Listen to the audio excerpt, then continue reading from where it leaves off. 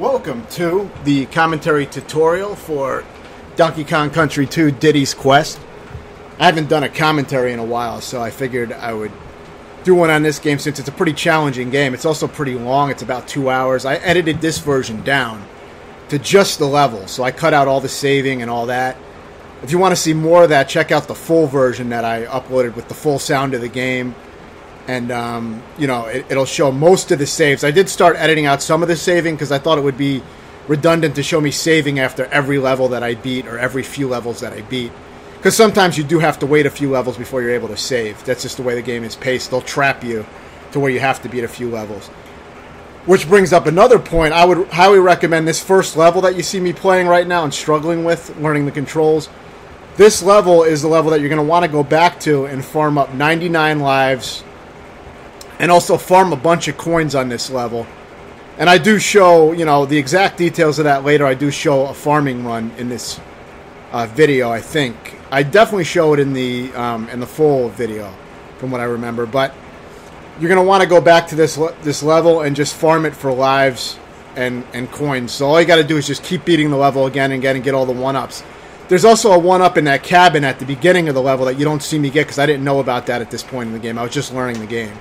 But this is going to be the level that you're going to want to play over and over again and rack up. You can get about 5 or 6 1-ups per run, or you can also get 2 coins per run, and you're going to need those coins to save and to travel back to this area. So I mean, just rack up a bunch of coins. I mean, it would be wise to play this level. If you don't want to farm the level right away, you can go back to it. You can exit a level that you already beat by pressing start, the pause, and then pressing select. So that's useful too, but after you leave this gangplank galleon or whatever it's called, this ship level, the only way to get back is by paying for a flight to go back. Sometimes the flights are free. I don't know how that works, but you will have to sometimes pay to go back to the previous world. This is considered like a world, I guess. So the thing to keep in mind is get the lives you need before leaving this ship area. So if you don't need them, and these first few levels are not that hard, so you're probably not going to need them here, but I would suggest before leaving, farm up like 99 lives. It may take you like an hour or 30 minutes or something like that, but once you get the first level down, you can run through it very quickly, like without even stopping moving. You'll do it so many times. It's a very easy level anyway, but you'll get faster at it so that you can farm the lives faster. And I did that several times when beating the game because the game took me about 14 hours to beat. Now you can see here I'm still crawling along the ropes and I'm still not making very far jumps, and the reason for that is because I didn't realize that I was trying to figure out for a while how to run in this fucking game. And of course it sounds obvious. I probably should have looked it up, but the attack button is the same button as the run, and I don't really like that because every time you want to run and get a running start, you have to do your attack, which if you're on a very narrow platform, it's very easy to roll off of a ledge. So it is kind of annoying that you have to do that. I don't know if there's a way around that. I tried to avoid that, but I don't know if there's a way to get around that. So I think that's just part of the game. Also, the graphics are very distinct for this series, but they can also, this pre-rendered kind of graphics can also make it hard to see ledges when you're moving fast, when you don't know a level. So that's my only really 2 complaints with the game. And, sometimes it's a pain in the ass to save. I guess those are really my only complaints, but it's an awesome game. So yeah, so you're going to see me moving slow. I could have been going across these ropes a lot faster if I would have held down that attack button, which is the run button as well. But you'll see, after a few levels, I will figure that out, and I'll start moving through the levels very quickly. Also keep in mind that you're only seeing the completed runs of the levels where I was successful. So later levels I died a lot, so I had to refine my playthroughs of those levels. So those levels are going to be much faster, much more precise. But these early levels I didn't have to replay too much because they were so easy. They didn't take many. I didn't get to refine them too much. So this version is kind of shortened down. My full run is about 2 hours and 20 minutes. This one is just around 2 hours. The reason I edited it down was because I wanted to. I could only record an hour of commentary at once. It's pretty limiting. If I try to go over that, I risk losing the entire commentary recording. So I split this into 2 parts, an hour long each. I will learn eventually how to get around that. I know it's pretty basic editing bullshit, but I mean, it is a limitation I have currently. So that's why I divided it up. That's why some of these longer games that I beat, I didn't even do commentaries on. Some of them weren't even that hard, like Sonic 1. You know, a very easy game. I figured, you know, there's really nothing to say much about, you know, most of it you're going to be able to see. There's not that much to say about this game, even though it's pretty hard, because you're going to see what, you know, what I do. But I thought it would be interesting. I thought it would be kind of entertaining for people, you know, because I haven't done a commentary in a while, and this is definitely a hard game. This is not an easy game. This doesn't fit the mold of, you know, your typical Nintendo platformer that are pretty damn easy. These games tend to be pretty challenging, especially this one. I think this may be a lot harder than the first one, from what I'm hearing. I haven't beaten the first one yet, but I heard that this was the hardest of the 3 on Super Nintendo, and the best, apparently. That's what a lot of people are saying. I'll give my opinion once I actually play 3 of them. I may do the first one next, since that seems a lot better than Part 3, and I'll probably enjoy it more. But I will post that up if I do that, or when I do that. I'm sure I will. But yeah, eventually you're going to see I learn how to run. You know, you hold the attack button. Also, she can, if you press the attack button while you're in the air, she can, like, hover down if you hold it down. Super useful for skipping a lot of parts and performing a lot of bullshit. Which I will show you how to pull some tricks, like near the end of the game, during Screech's Sprint, one of the actual semi-final level before the boss. There's a way to skip the race entirely so that you can take your time through the level and you don't have to race the bird.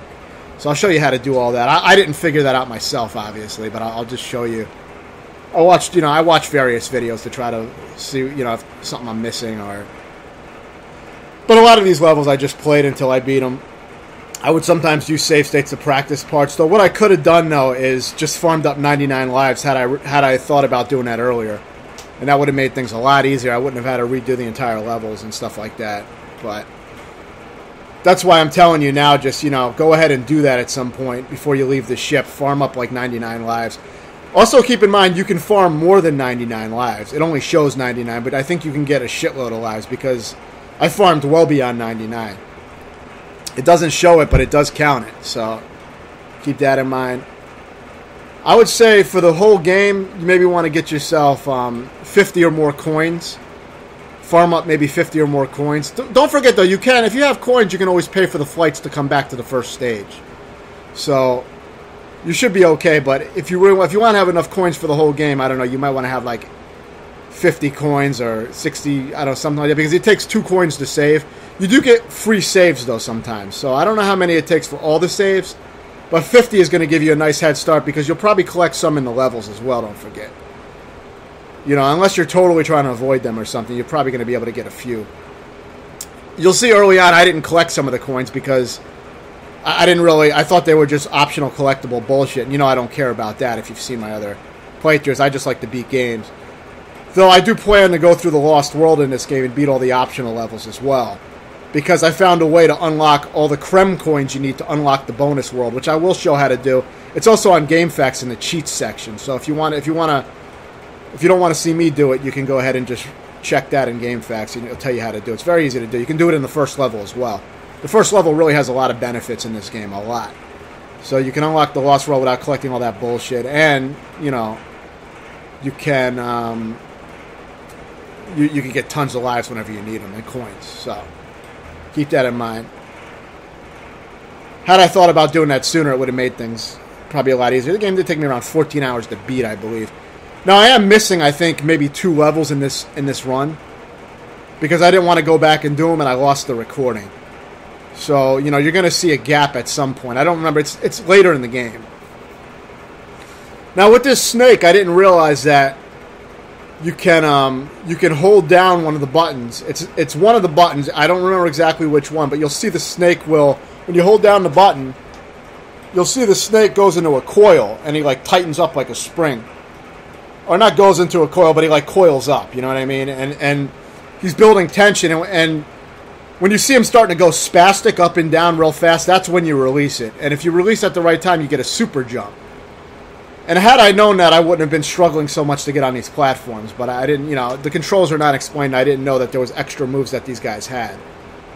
But I will figure that out later, obviously, when I need to use it, I think in Toxic Towers, way later in the game. But that's just, you know, if you're watching this, I'll save you some trouble. Just, you know, be aware that there is that move that you can use. Obviously, you don't need it for this level because I did beat it without knowing that. But, you know, I made things harder than they should have been. this is what I say with the pre-rendered, you know, sometimes it looks like you're landing on a platform and you're really not. It's not as clean as like Super Mario World graphics.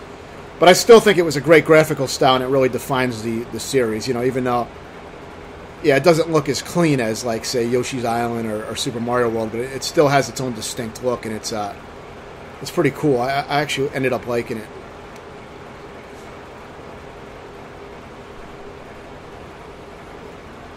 The thing that got me killed a lot was that, you know, I can't run without pressing the attack button, so a lot of times I would fall off ledges and stuff like that, so that took some getting used to. I've already complained about that, but I guess I'll bring that up again. I like to complain. But, yeah, a few other things to note, because not everybody's going to understand the mechanics of these kind of games or whatever, so that's why I might cover some basics. Is that if you know, when you jump, if you hold down the jump button and land on an enemy, you'll jump super high. You'll bounce off the enemy, and you'll bounce really high, but you have to be holding down the jump button. You know, when you jump, you hold the jump button, you don't release it, and you hold it as you hit the enemy, and you'll fly up in the air really high. Now, that's a basic mechanic of these games, but you have to know that, because if you don't, there's certain areas I don't think you can really get to without knowing that. The game expects you to know that. Now, of course, I'm only talking about bouncing off of enemies that you can bounce off of. You know, you can't bounce off of enemies with spikes on their back or things like that. Only enemies that get killed by your bounce can you do that on. Now, for this, it's very easy. You know, the first egg, you just jump on it to make it fall to the ground. Then you just grab it. Grab is the same as your run and attack button, so keep that in mind. You press like forward and attack and you'll grab it. And then you just want to like throw the eggs at this guy, obviously. You can throw the eggs straight up as well, I believe, but I wasn't getting a lot of luck with that. But you know, if you're good with that, you can hit him with that as well. It doesn't go up very high though, so you have to get it just right. I mostly hit him on the right side of the screen. But, yeah, then for this part, you know, you just wait for an egg to rest on the ground. Once it's fully rested, you can grab it and throw it at the bird. And that's about, I mean, that's pretty much the basics. You know, that's all you really need to know. And then that guy's dead.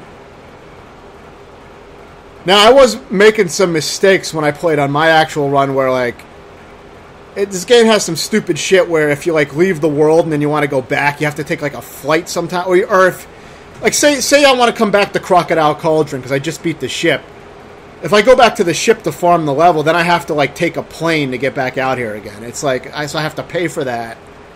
I don't know, it's kind of stupid. It's just, like, extra bullshit you have to do. But like I said, if you farm the coins, like I said, and the lives, if you do a little farming before you beat that boss, you shouldn't have those problems because you can just pay for the flights. It won't matter because you'll have tons of coins, so you won't have to worry about it. So, and as I said, I can show you how to unlock the Lost World, or you can just check Gamefaqs cheats. It'll tell you how to unlock it very easily. Because otherwise you have to collect 75 of these Kremcoins, which are hidden in different areas and different levels. And it's a big pain in the ass. I mean, I hate collecting. So that's the only reason I'm willing to do the Lost World now is because I was able to get all the Kremcoins very easily on the first stage with that trick. Otherwise, I wouldn't be doing it, because I just don't do collecting shit. I just hate it. I like playing challenging levels. I love that, but I don't like collecting shit. So it's very rare that I would go and like go back and try to collect everything. But luckily for this game, you don't have to, and you can still do the Lost World. So I will show that later. Yeah. So now here you get the spider. And he actually has another move like I didn't know about until later in the game, which probably would have made things easier, but he can shoot out webs that you can stand on and use as platforms. So basically, you got to press the same button you do for the snake to charge up his jump. They all have the same button for their special attacks, the animals. But you press that button, and it will shoot out a different web. And then you press the button again, it stops the web in midair. It's a different web than your attack web. It looks the same, but it's the same. It's a different one, and you can stop it by pressing the button again, and that creates a platform that stays up for a little while. So you will be using that later in the game. There's also a way to make the webs curve up a bit, but I don't really know how I was doing that. So I'm not going to really try to explain the controls for that, but there is a way to do that if you mess around. You can probably figure it out. You don't really need to do that though. You definitely don't need that to beat the game, that curving web. I mean, it probably would be useful. For these parts where you go in these barrels with the arrows on them, You can take your time and sit in those barrels for as long as you want before hitting the action button to leave the barrel. So keep that in mind. You're not in a rush. So, you know, analyze what's going on before you launch out of the barrel so you can see where you need to go next. Usually you go from barrel to barrel. And you mainly have to avoid the bees, so yeah, it's pretty straightforward. But if you try to do it really quick without knowing where you're going, then, you know, you will die a lot. But it's easy if you take a little bit of time. I had probably already died a number of times, so I already knew pretty much, knew where I was going. I had a pretty good idea, so I was able to do it fairly quickly. Now you see how that was edited there, like at the checkpoints. That's where I do a lot of my editing, where I edit out the deaths. It's edited either at checkpoints or at the beginning of the level if I have to redo the entire level, or just redo the first half, obviously. Yeah, so I missed the barrel there, but I ended up climbing back up doing the same shit again. I got lucky there. But,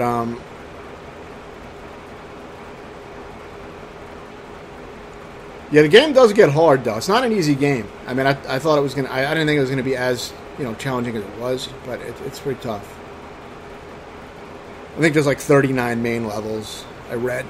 And, some of them took me an hour or longer to beat.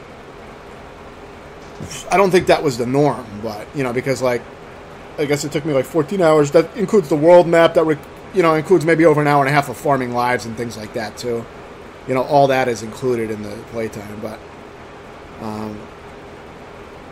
I'm estimating around 14 hours because I added up all my videos and got the time, but then I also lost at least one recording with like 2 levels in it, so I had to maybe 30 minutes, maybe an hour for that.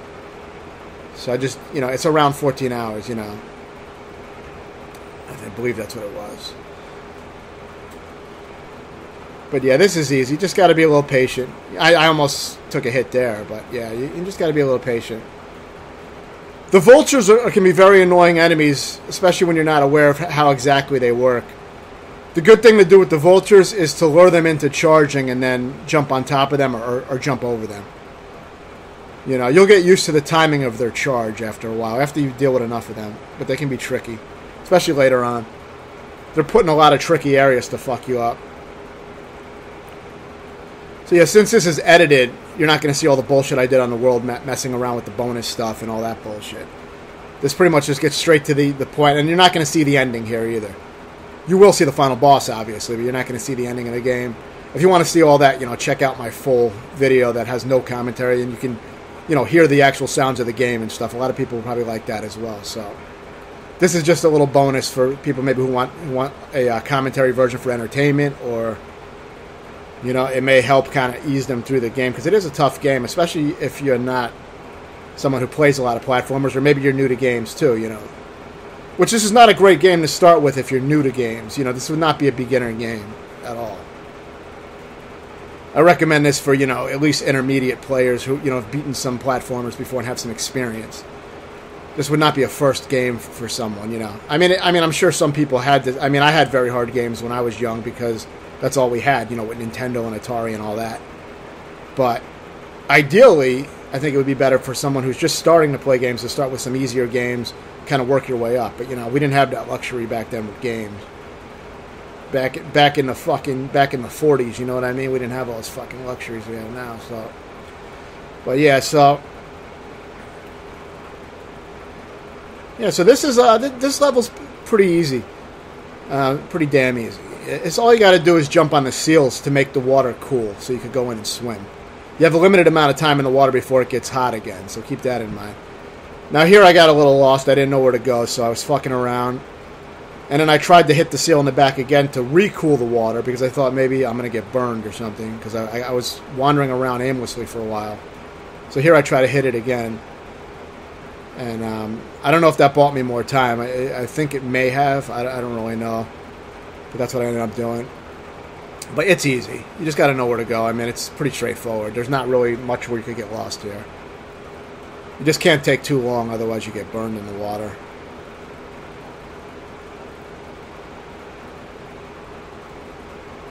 And by now, I definitely figured out how to run, so that's good. You're not going to have to watch me walk through all the levels and miss jumps. It did take me a while to fucking figure that out, which I know that's pretty fucking stupid. I don't know why. Well, because when I held down the attack button, it didn't seem like he was really hustling. You know, it didn't really look like he was running, but I guess he was. He takes a little while to build up his run, so I didn't know if that was... If the attack was... I thought it was weird that the attack button is the same button as running. That just kind of threw me off, but...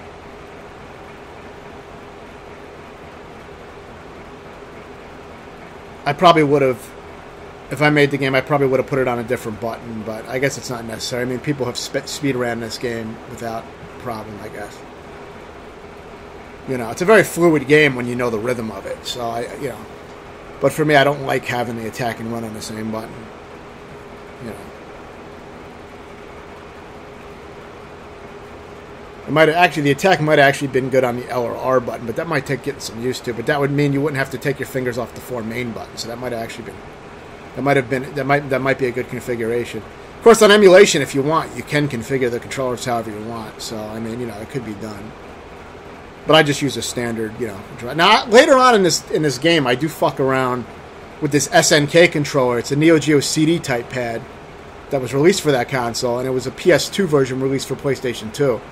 Awesome controller, but I mainly like it for 2D fighting games. And not Mortal Kombat, with Mortal Kombat style moves. Like double tapping moves, I don't find to be too good on it. But like sliding moves, like fireballs, uppercut, you know, that kind of stuff, like Street Fighter type moves. It's great for that, I think. But I'm not used to it for like Mortal Kombat and games like that. I found it to, you know, I can't pull off the moves as fast. But I was using it on some platformers, and while it was pretty good, it did limit me. So later, I think my playing does get a little sloppier when using that controller, but I did switch back eventually to the... I may actually be using that controller at this point in the playthrough. I don't remember when I switched controllers. But eventually I switched to the ASCII pad, and I was playing a lot better, so... Here you just ride the balloon, that's why there's really not much to explain. The steam makes the balloon go up, and you just ride on it. And, you know, you have to try to avoid shit. The Rhino is pretty much invincible from the front, so... As long as you're facing the enemy, you pretty much will kill it. I don't even know if you need to do that little attack move that he does where he rams the guy with his horn. Because I think he just kills him by facing him a lot of times.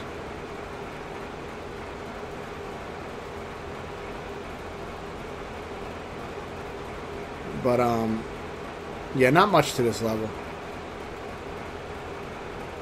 That's your checkpoint, so... The levels are pretty long in this game a lot of times, especially later on. But they do give you checkpoints. There's never more than one checkpoint in a level. So usually when you get a checkpoint, you're halfway through the level, or around halfway. I think they're pretty evenly spaced. Here you just let the balloon go down really low so you can get under all that. Get a little height here and then, you know, start moving forward.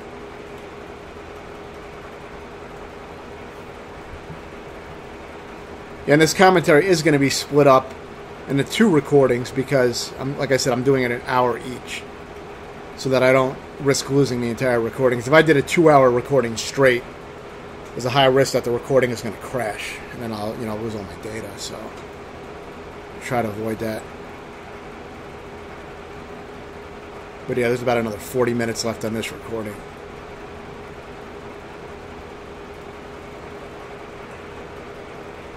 The bees can be very annoying because, you know, you can't jump on them and you can't kill them unless you have something to throw at them. So they do become a pain in the ass, especially later on. They're in your way often.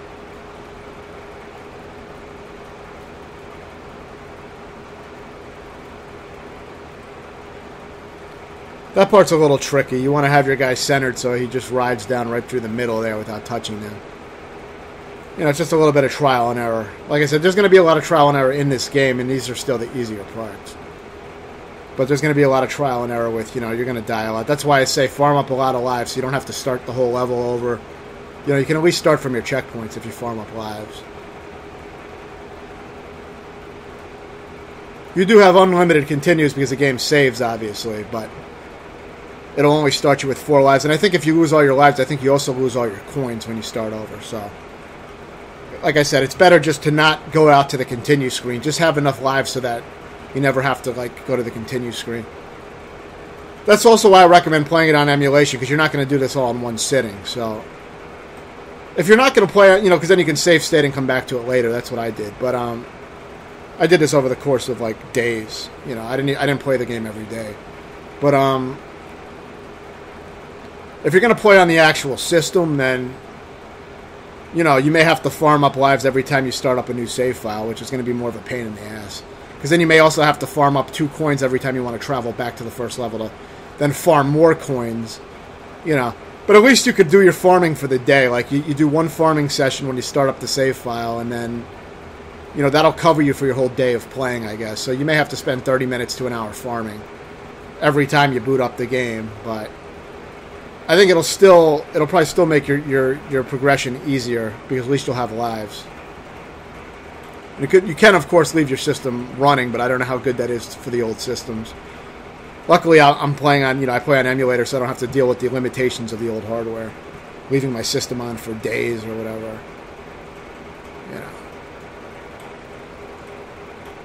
I always recommend playing these games on emulation if possible. I mean, because you can practice with save states and learn the areas faster. And then beat everything legit.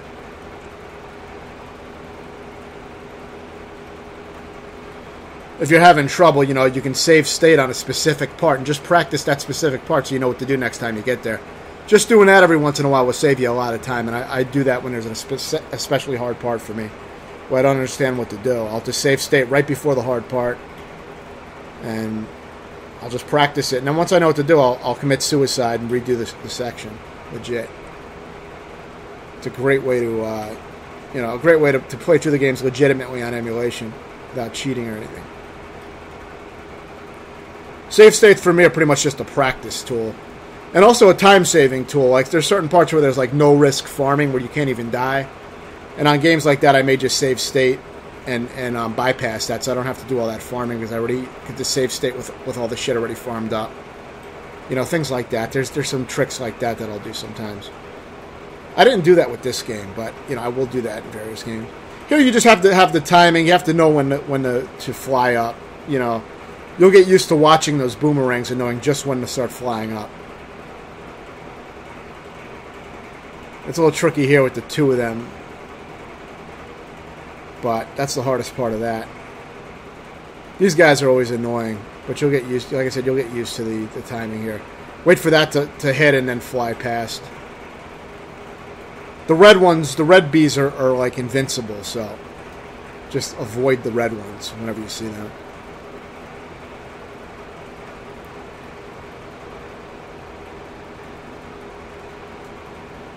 And, like, if you can, you want to try to time it so that you can get either a 1-up or a coin, whichever one you need. But if you're doing the farming, you shouldn't really need that stuff, like I was saying. It makes it so you don't have to really worry about getting 1-ups or coins in the levels, and you can just focus on beating the levels. So I really do recommend farming and having your lives stocked up before you go on in the game. There are some parts later on where you have to beat several levels in a row and you cannot save. So, some levels you may waste 50 lives. Some levels are very hard, so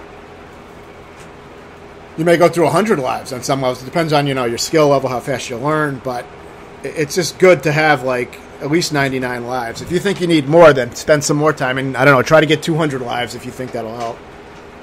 It's not going to show after a while. It's only going to show 99, but I don't know how many you can farm. But I know I farmed over 120 before. I don't know. I don't know if you can get 999 lives or something. I didn't test it to see how far it goes. Especially since I can't see how many, I can't see it unless I'm counting it manually, which I didn't. I wasn't. I was just trying to get enough lives so that I would be able to just, progress. That's all. This guy, there's, like, this guy's a little tricky. There's definitely some patterns. You got to get used to fighting him. But,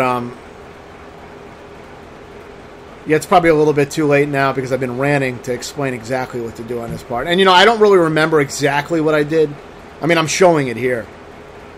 But remember, I'm revisiting this video, like, days and days later, maybe weeks later. I don't remember when I started this game, but it was definitely some time ago. So it might have been like a week. It might have been 2 weeks. I'm not sure. It could have been a month. I just don't even remember. But he is a little tricky. I would say just follow what you see me doing there. would be my best advice, because that's pretty much the path that worked for me.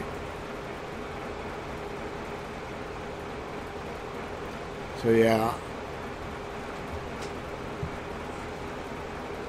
And of course there's much better videos, like, though I don't recommend watching speedrunners if you're trying to learn the game, because speedrunners are doing very advanced movement and techniques that's very hard to follow. So if you know, if you want to see some alternate ways to play levels instead of just watching my videos, check check a long play or something like that of the game, and then you can, like, you might be able to see different techniques.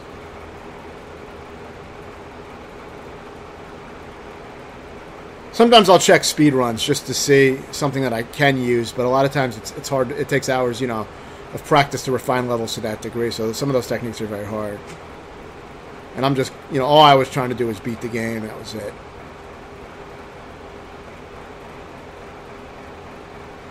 I was going to post up a full run of Yoshi's Island, but I only ended up posting up the last boss because I think I lost several recordings where I lost several of the levels recorded, and I thought, it's going to be kind of incomplete. And I didn't feel like redoing the levels that I lost. I didn't want to go through all that. And it was a ton of editing to edit out all the deaths. The reason this was easier for me to edit is because I kept up with the editing. Like, as I beat the levels, I edited them on the same day. But with Yoshi's Island, I just collected all the raw data. And then I would have just had to go through and edit, 30 or 40 videos, whatever it was. It would have been a lot of work to do, because I waited so long. And with all the missing levels, I didn't really think it was worth it. I mean, the game is not that hard. So, it wasn't that important to show Yoshi's Island. I would have, though, but it was just becoming a pain in the ass. I did show only the final boss for that game, but I beat that recently, and I beat Super Mario World again recently. I beat it many years ago, but I had, taken a shortcut and skipped most of the game, so I wanted to actually beat all the main levels. I'm going to go back Super Mario World probably and do the star levels and the special levels too. I wanted to make that into separate videos because I wanted to make these videos and these playthroughs just for people who just want to beat the game, just clear the game and just, if you're like me, I like to write down all the games I beat. I don't know if anybody does that, but I've been doing that for years. So this was just a game I just wanted to beat.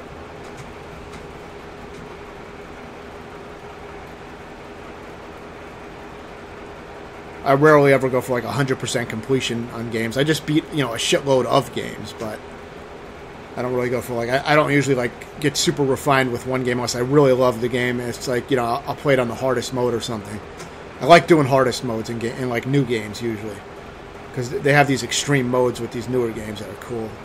It makes me really appreciate the game. I did God Hand on hard recently. I did God of War on Give Me God of War difficulty. I like doing the hardest mode type of things. So I do really enjoy the extreme challenges. But this game is pretty hard for just a normal, for just the default difficulty. This game's quite hard, surprisingly difficult. I mean, it's not freakish or anything, but it's pretty tough.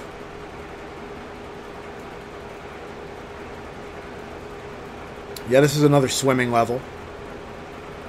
I don't think there's too much eventful going on here.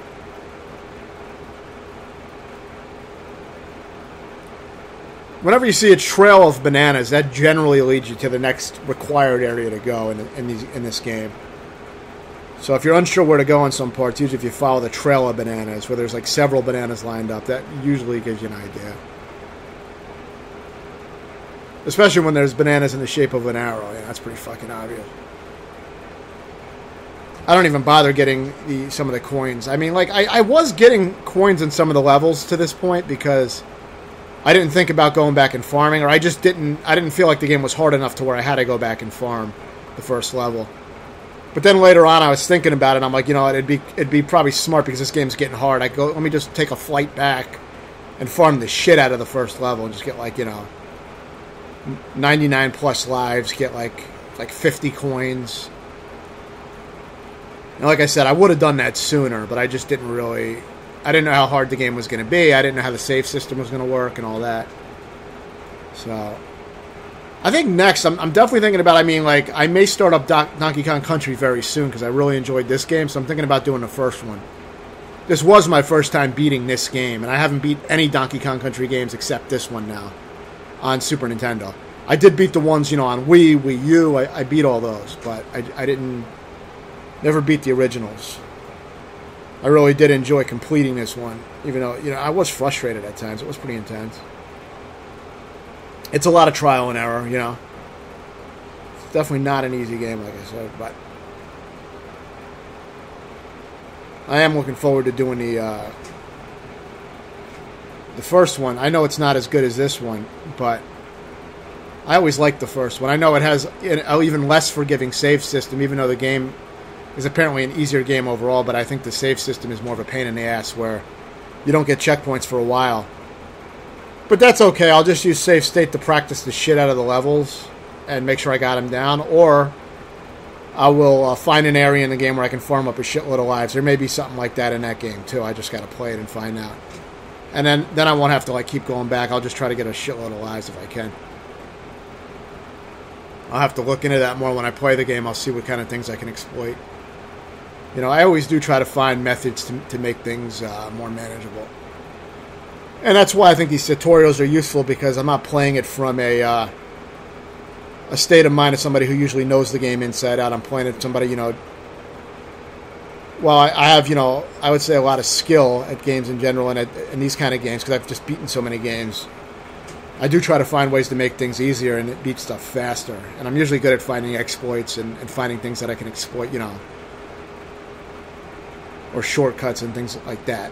And it's usually shit that just about anyone can pull off, because, I find things that are pretty, sometimes pretty easy to pull off once you know what to do. But you still will have to put in a lot of practice for some of the later areas. The game does get tough.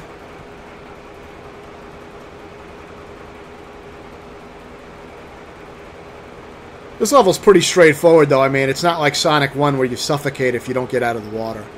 Which is nice. I never liked those levels at all in Sonic 1. I thought they were shitty, very slow-paced, and very annoying levels. That's the worst part of the original Sonic game to me. So yeah, I sneak out that little coin up there. I'm getting a little greedy because I want to save my game as much as possible at this point.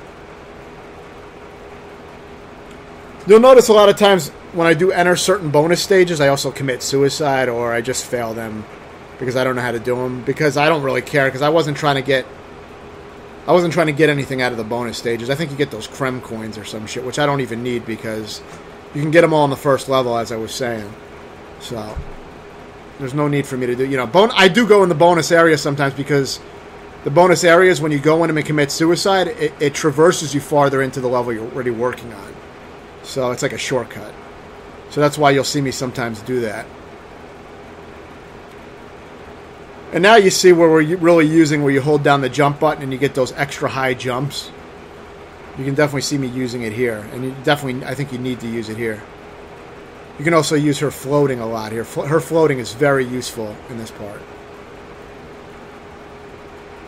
But yeah, this is just going to be, not much to say except use those high jumps to jump over shit when you're bouncing. Use those bounces. And, use that floating. Those guys are annoying because you have to wait for them to put their sword down into the ground, then you can jump on their head. That's the only way to defeat them. Or you can roll into them with your attack, but you have to wait until their sword is planted in the ground. And they will rush you. They're very fast. Very annoying. They're way faster than I would expect them to be. Like, they catch me even when I'm expecting them. I often get hit by them. But yeah, this, you got to just get into the rhythm with this level, and it's not the easiest level. It is pretty challenging. The game is starting to get challenging by this point, as you can see. Because you have to go through long stretches without checkpoints, so it does get pretty tough. This level was not the easiest. I remember this level being pretty tough.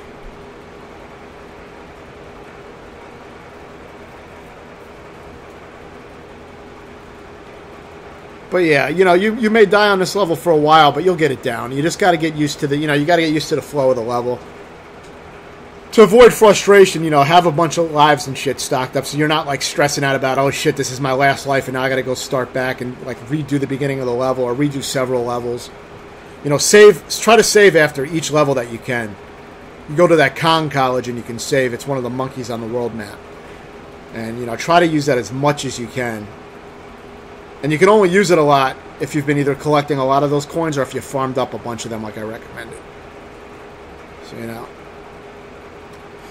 I think this is more of a fun level with the snake. It's not too challenging. But you do want to use those bounce jumps, you know, like you've been using with the Kongs. Now, with the animals, you can take 2 hits just like you normally can. You know, you die on the second hit you take. But you have to collect, you know, you have to have like an extra Kong to get that second hit. It'll show the snake icon on the bottom left corner. That means you can take 1 hit. And then if you take another one, you'll die. But this is where, you know, it probably would have been useful to know about the super jump that the snake can do. But again, I still didn't know that he could do that. So you'll see me beating the level in the most basic way possible, which is good because, you know, you'll see that you don't need to use the, you know, the special move to beat this. You will need it on Toxic Tower, though. Later on, you will definitely need it with the snake. There's also a very nice shortcut on Toxic Tower with the spider that I think it makes the level a lot easier. I think the level might go on a little bit longer without the shortcut, so I'll show that. There's other tricks and things that I've seen people do to end the levels faster, but like I wasn't doing anything that advanced. But that's why it's useful to check different videos and see, you know, there might be other shortcuts and things people are doing. Speedruns can be interesting too. You may find shortcuts that you can actually, you know, utilize that won't take like, you know, 5 hours of practice to get down. You know, not all this stuff is super hard in the speedruns, so you may get some useful information.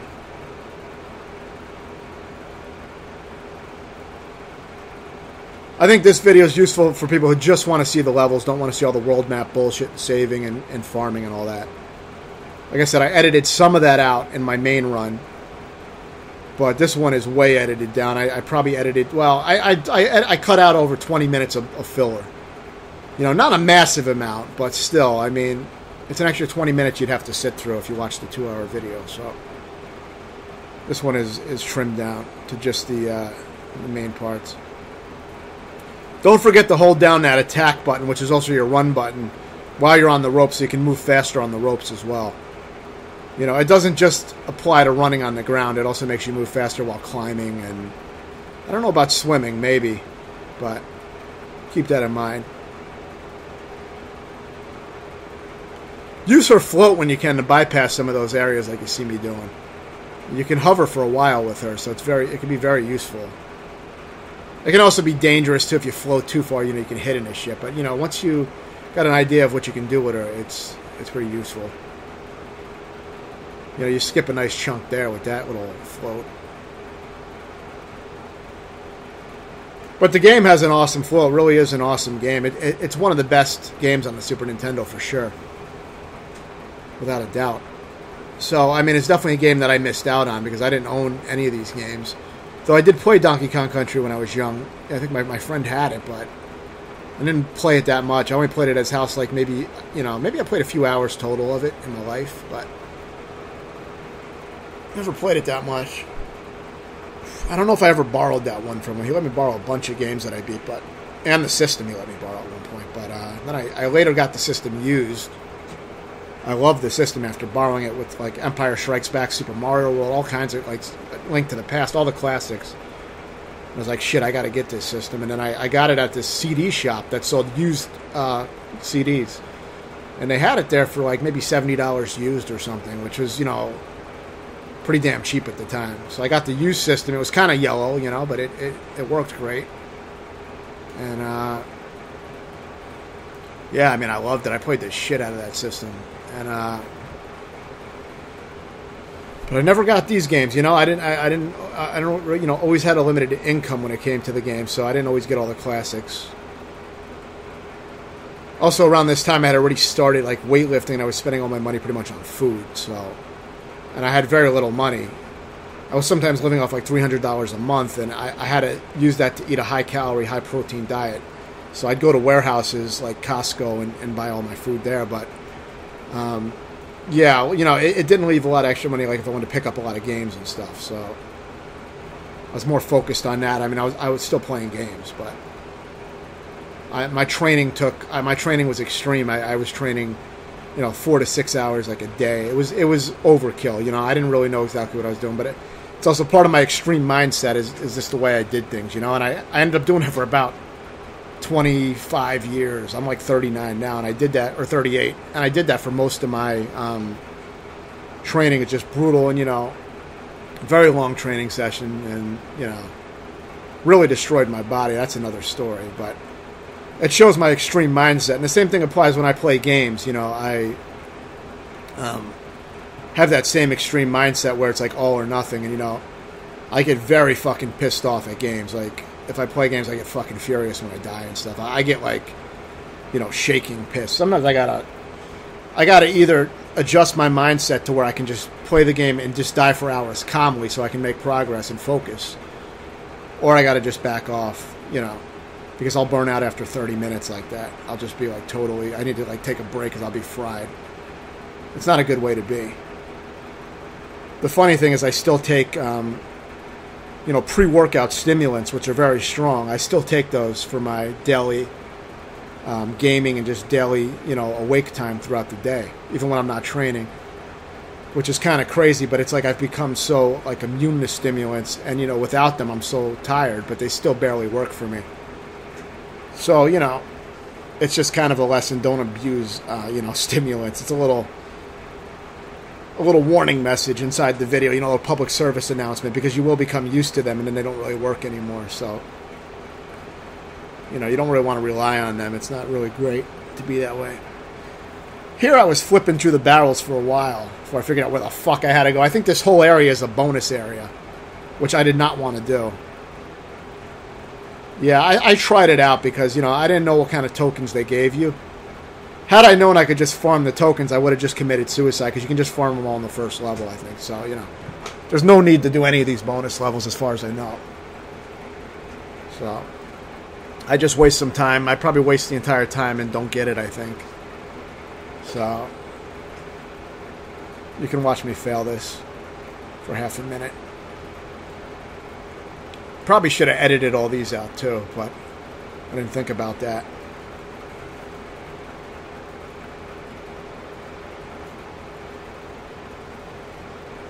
There's not that many of them that I do, though, so it's not going to waste too much time.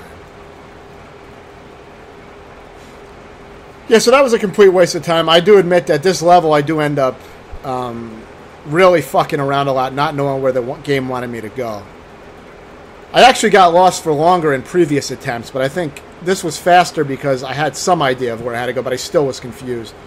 So yeah, this is the halfway point. As far as directing you where to go, I guess just, watch a video like this or someone else's who has a better idea, and you'll know. It's not that complicated, but it's kind of annoying. General tip, again, follow the banana trails, because for one, it shows bananas you haven't collected yet, which means you probably haven't been in that area, and that's probably the next area that you have to go. And two, the game usually puts bananas in the next area that you have to go. So those are a few things to keep in mind if you get lost in this game. Those can help you out. If you've already collected the bananas, then you've already, and gone back by accident, then you've already gotten rid of the trail, so then you may get confused. I have done that a lot too. But you'll get the idea. Like I said, trial and error practice. Don't expect to beat these levels on your first try. You may exhaust 50 lives. You may exhaust 100 lives on some of these levels. Don't stress out about it. Just try to play it calmly. Put your time in and just keep working on it. You will get the game. You just have to learn there's a rhythm to each level. So as hard as they seem, they all have a rhythm that you can learn. And that just takes time and patience. You just got to keep playing it. Be mindful of what you're doing and try to think about it, analyze what's going on, and like what you should do differently the next time. Like why you got killed. How can you avoid that the next time? If you're recording, you can also look at your videos and see, okay, I did this last time. Maybe I could go to this area or do this differently. You can analyze like that. I didn't actually do that with my own videos, but it is another technique. I think a lot of people are now recording their gameplay, these days. I don't think I'm the only one. So you can use that as a tool as well. If I was playing an especially difficult game that was, a lot harder than this game, then I would probably be doing that kind of stuff. This game was quite hard, but it wasn't like a brutal game or anything for me, because I play like really extreme shit. I haven't done anything super crazy in a while, but God Hand on the hardest. I mean, God Hand on the hardest was pretty tough, and God of War on the hardest. The new God of War was pretty fucking hard. Those were tough. So I have done some pretty extreme games recently, but God Hand was actually pretty extreme. It took me 13 hours just to beat the first, like, I guess you could call it a level. But the levels are broken up into a bunch of parts. But, you know, yeah, the first actual, like, full level took me, like, 13 hours to beat on God Hand on hard. It was insane. Which is almost as long as it took me to beat this entire game. So, you know, that's a much more extreme level of difficulty for sure. But, yeah, it's pretty crazy. But after that, after the first level in God Hand on hard, the game gets... It doesn't get easy. I mean, the segments actually get harder in a lot of ways, but you get more of, you know, you have more of a feel for the game by then, and it does get a lot easier than it was the first level, because the first level you're underpowered. You don't have a lot of moves. You have very little health. So, you know, in that sense, the game gets easier, even though the segments, the fights and stuff do get longer. It's more endurance stuff, but for me it was easier because I had a better feel for the game. I had a lot more moves, more health, and things like that. I mean, that's another topic, obviously, but I do have a video up of God Hand as well. It's not a tutorial, though. It's just a video of me beating the game. You know, I could always go back and do a tutorial for it, but, you know, it doesn't get a lot of views. So I don't know if it would be worth it, because it's like 40-something parts hard mode, you know.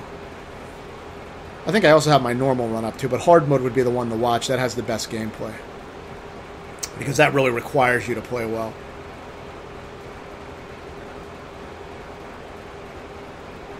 This guy's very easy. I don't think there's much really to say about this. You don't want to, like, when you're on the ground, you don't want to get shook by him.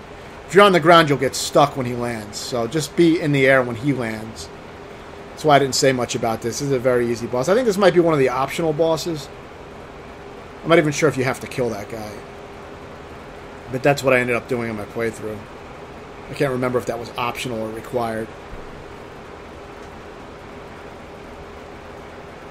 But yeah, God Hand on hard, I couldn't even touch the first level in 2008 when I played it. Like, I couldn't fight more than one guy at a time without getting killed, so I had to, like, lure each guy out with the taunt and just lure one out at a time. It was super tedious.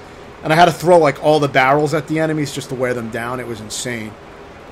But at least I didn't have to do that this time. I mean, this time I actually learned how to fight multiple enemies at once, which was really tough. But it is, you know, it is doable. But I think I had to also be a better player. And I had to be more patient to learn that. But, yeah, this level's a pain in the ass. This is kind of an annoying level. I think I may have also been using that SNK pad, which it's not as fast with the D-pad inputs, because you got to kind of slide.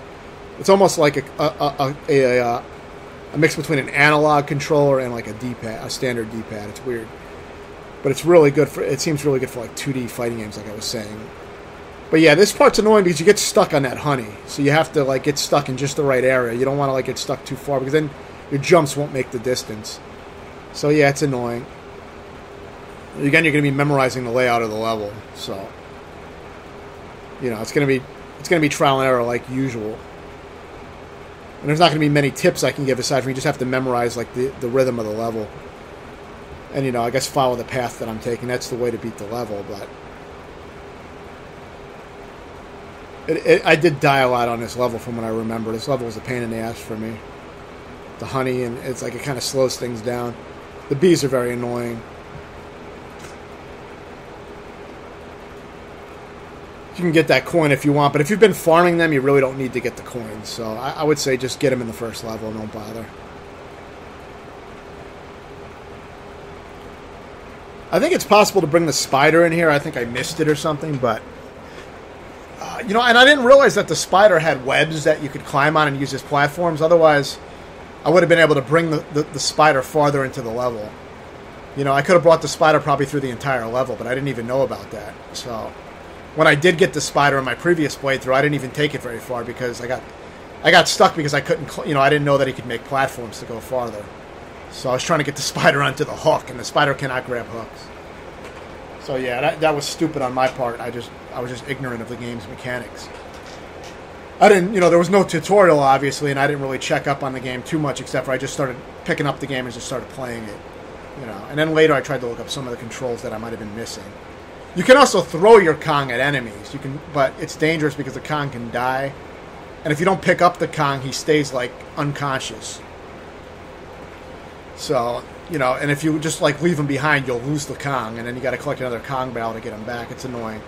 You want to have the extra Kong just so you can take an extra hit. That's super useful in this game. Because, you know, you die in 2 hits. So it's very useful to have that extra Kong so you can take that extra hit.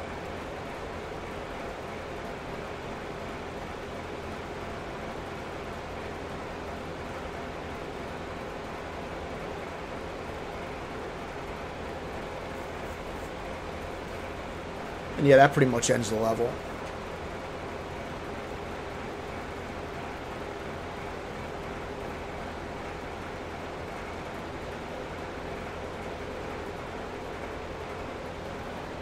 Yeah, so let's see what's next. I don't remember, you know, until I see it, but I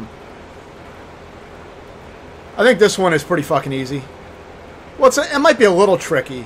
It's just going to be, but you know, it's going to be an auto on rails kind of level. You're just gonna, you know, all you got to really worry about is jumping at the right time. So, you know, just practice. That's all.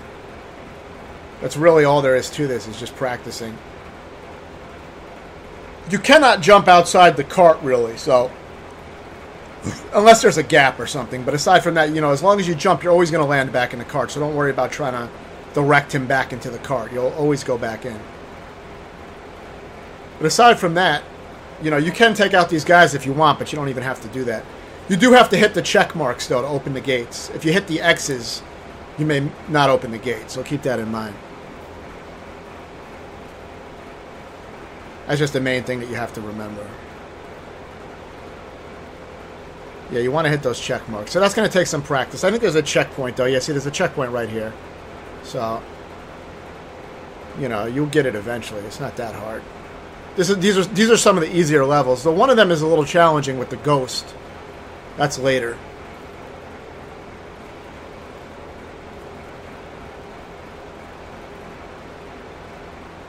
But yeah, you can try to jump on these guys if you want, but you really don't need to.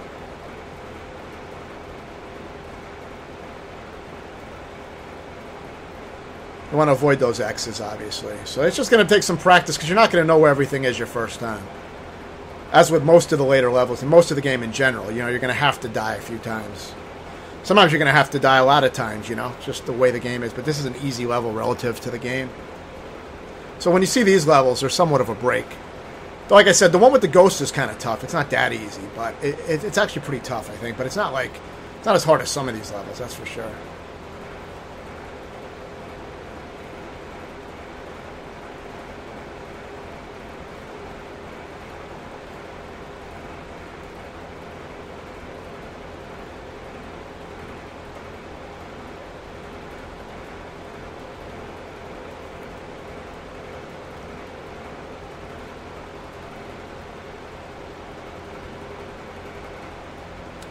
But yeah, this is going to be a parrot level, you know. You really should only kill the zingers that you have to kill. There's no point in killing, you know, all of them. So you want to try to move, you know. You don't have to move fast. You can take your time on this one, because it's not an auto-scrolling level. I don't think it is. So, yeah, no, it's like you can take your time with this level. So just be aware the red bees, zinger enemies are called. The red ones cannot be killed, so just avoid those.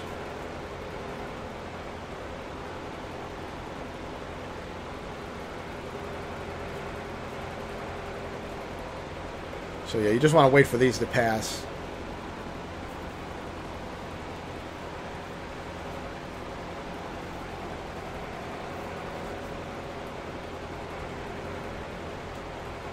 And yeah, kill the yellow ones, the 2 yellow bees, so that you have a bigger gap. It makes it easier to get in there. You probably don't have to do that, but it does make it easier.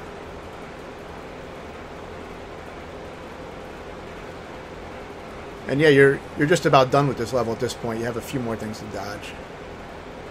You know, just be patient. Don't try to go up too fast. It is easy to get hit by those rings if you try to get up too high to hit them like that. You don't even have to kill those guys, though. Honestly, you can just time it and just fly through. I didn't, you know, I wasn't as familiar with these parts until later in the game, because there is other similar parts. But yeah, that's going to be it for this part, and I'm going to split this up into a second recording. So stay tuned for that. It's going to be one video, so it should be pretty, pretty straightforward.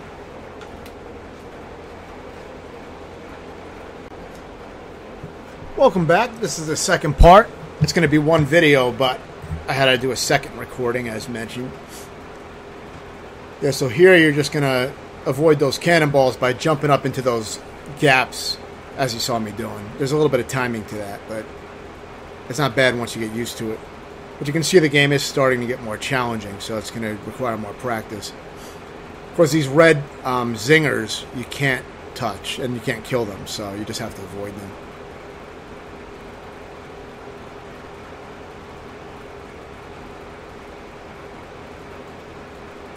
If you need the extra hit, you can get that DK barrel.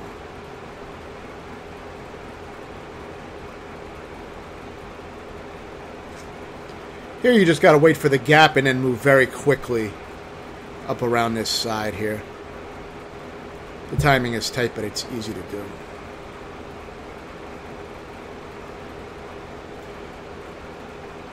You're going to have to dodge these bees again. Just kill the yellow ones to give yourself some room to maneuver and avoid the red ones.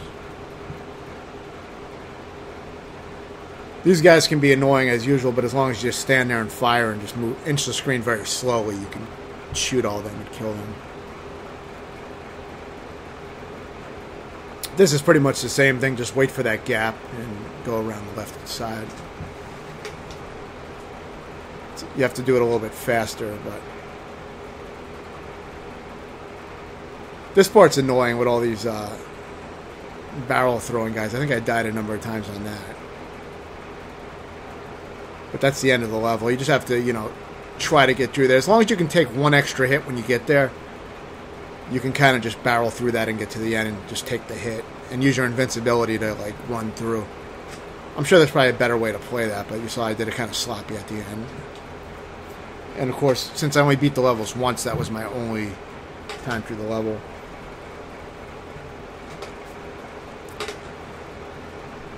This is another roller coaster type of level.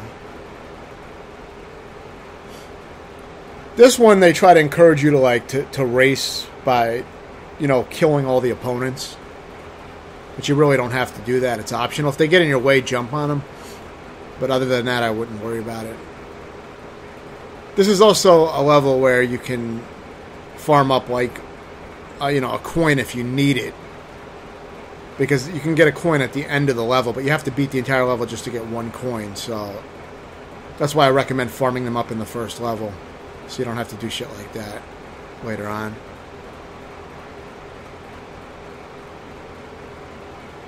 I think I may have had to do that because I didn't do the farming until later, so I would be short on coins sometimes and not be able to save my game. So that was a pain in the ass later, so that's why I figured, it would give you a little warning to do that earlier on, within the first world, so that you don't have to do it later.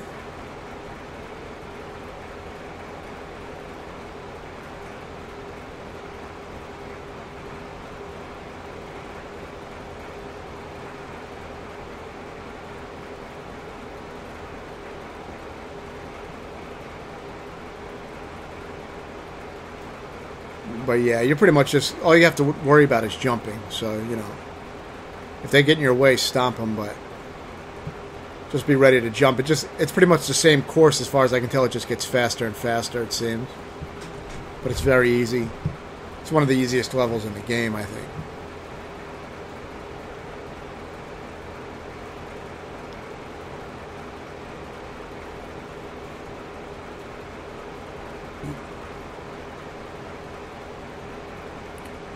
And now on this little ending part here, you can get a coin or a 1-up if you need either one.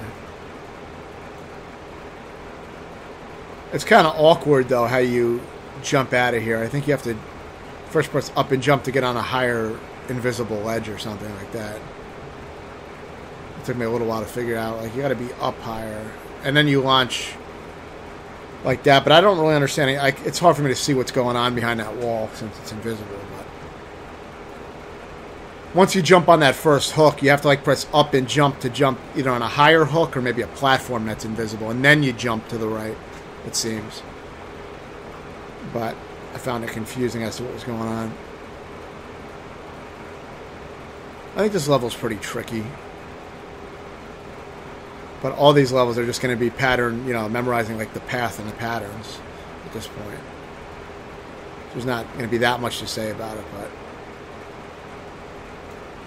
I think I covered most of the basics. Here, it's useful to like hold one of the chests and then just let the buzzard just ram into it and die. You don't even have to dodge if you do that. So it's a good way to kind of exploit that section a little bit. Makes it a lot easier than trying to dodge them. You can dodge them, but it's easier if you just hold a chest and just wait.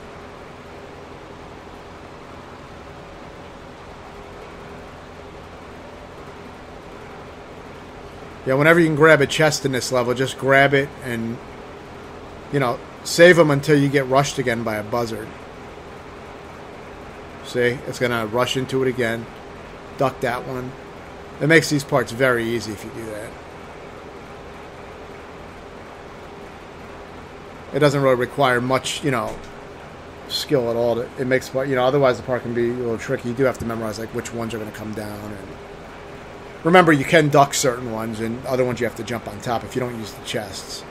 But you can really minimize that if you hold onto a barrel or a chest. Jump on that buzzard and do the high jump to hit into the checkpoint barrel.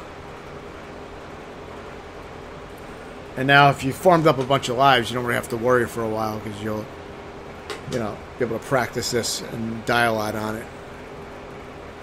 It's a little tricky. I usually do that part a little bit better, where I don't take damage, but that buzzard part. But, you know, like you lure them out and you go back and you can sometimes escape getting hit, but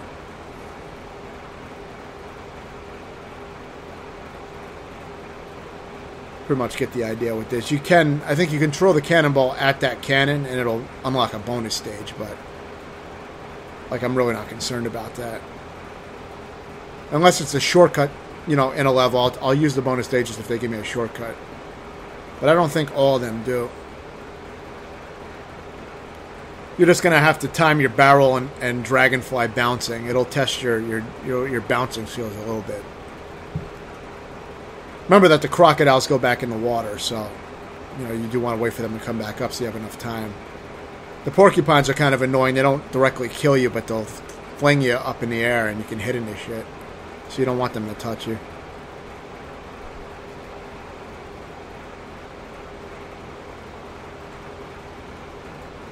And that's it for the level, but yeah, it can be kind of tricky with all the high jumping and bouncing you have to do, but I'm not sure what I was trying to get there.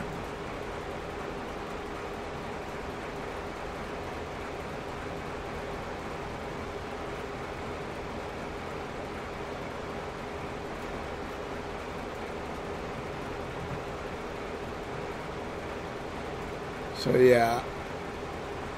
There, yeah, so this is the next level. This is another level that has that sticky shit that you stick to, which makes the level annoying. These are some of my least favorite levels, probably. They're kind of annoying. I mean, they're not bad, but they're not the most enjoyable. They're definitely not the hardest levels, but they, you know, they're a little tricky.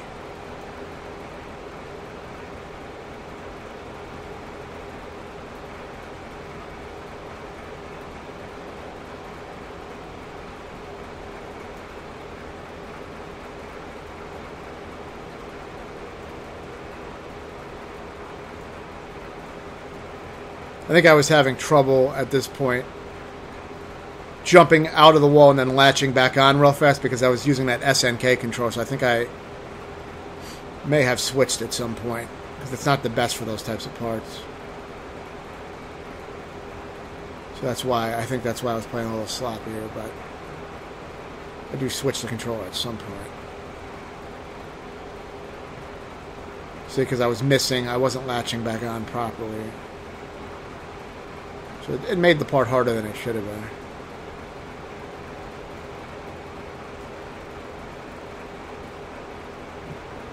You know, as far as where to go in the levels, I really don't have to explain that because you can see it. So You know, it can be sometimes not. These levels are not always clear of exactly where they want you to go, but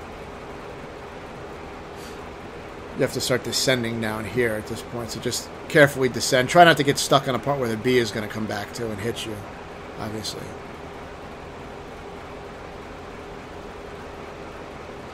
You're not timed in this game, you know, usually, so there's no timers. There is auto-scrolling levels, so in that sense you are timed on some levels, but... And there may be some barrels that shoot you automatically without your input, but I'm not sure if they're in this game. They are in later Donkey Kong games, I know that. I don't remember if they're in this game, but... That's the only kind of shit where, you know, you could say there is some kind of timer involved, but... This guy's always annoying. Like, when you come up, he can get to you really fast, so you gotta be careful. I got hit by him quite often for some reason. And here's your checkpoint, quite far into the level. So, see, some of the checkpoints can be pretty far off. I think I paused it to save at this point, to either practice it or...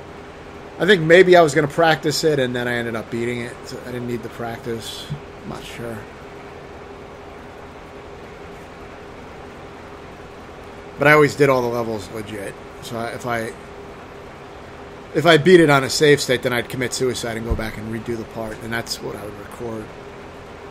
Now you get the rhino. This part of the level is really easy because you're invincible from the front pretty much, and you're just gonna, you know, jump the rhino into the bees pretty much. It's very easy. I think the only way you could, you know, die is if you let something hit you in the ass twice. But aside from that, all you got to do is jump into everything. Now that I didn't know that was, you know, that was my first time getting to this. Actually, yeah, I did beat this on my first try, I think. I remember because I got here and I didn't know about that large bee. So I never had to do it again because I just beat it my first. Very easy. It's rare that I would beat a section on my first try. But yeah, the large bee you're supposed to run away from. You're not supposed to jump into it like I did. So that's why I took a hit. The red bees you can't kill, but you can still bounce off of them, so it doesn't really matter. And that's it, yeah. And so the second half, the first half is the hard part. The first half is really not even a half. It's kind of like most of the level. I mean, I guess there's a decent amount of level left, but it's so fucking easy once you get the rhino on the checkpoint.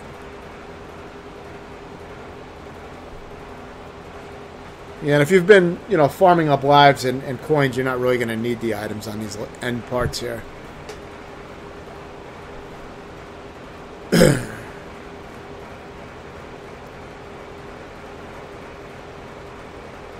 I think now is the boss where I can show you a method where I used to pull a lot of bullshit to make it much easier. It does take long, though, so... But if you're patient, you can do it this way. I recommend playing it like you see here. And I'll explain everything I did. You don't want to move the screen too far to the right, because then you get trapped in the area where the bee is and you can't come back up here. So, you know, just edge the screen a little bit and just keep shooting. Eventually you're going to hit him in the ass. You have to hit him where his stinger is on his ass. That's where that counts as a hit. So once you do that, he's going to start flying around again. But every other time, every second time you hit him, he's going to come towards you and shoot these little projectiles off at you like that. But he can only move so far before he transforms back to his regular form and goes about his routine again. So what I'm recommend you do is that every second hit, you hit him in the ass when he's on the bottom of the screen on the second hit. So yeah, you're going to have to wait longer, but don't fire at him when he's up in the upper areas. Like fire at him when he's all the way down there on the second hit. So every other hit, you want to hit him when he's on the bottom of the screen. See, if you do it like this when he's up at the top of the screen, when he's on his second hit, he'll come towards you and he'll get too close and he'll corner you and kill you with this method. So, like I said, it was safe for me to hit him on the top there because it wasn't the second hit. But for this one, I got to wait for him to get in the bottom area, you'll see. And since you can't hear the sound in this video, you're not going to be able to hear like when I landed the hit, but you'll see when he starts charging back up. That means I hit him. So see, I'm only firing at him when he's on the bottom of the screen at this point.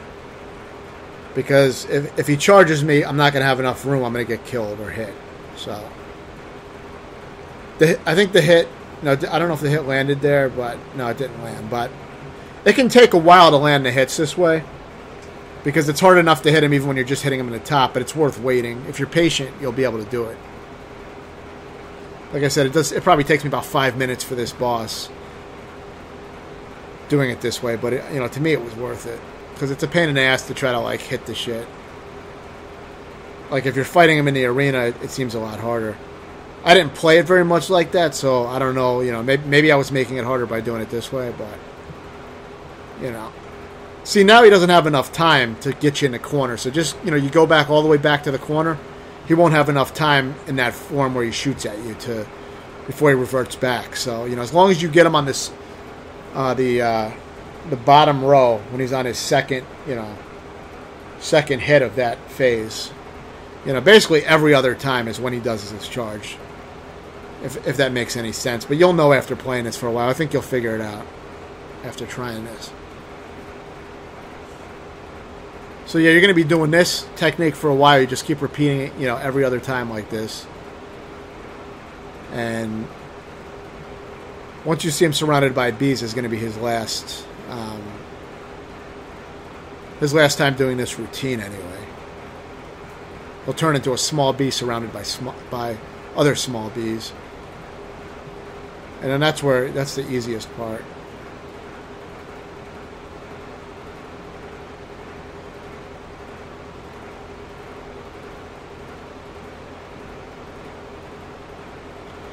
Yeah, see, now you can start charging in. Like, just kill the surrounding bees and just charge into this main area.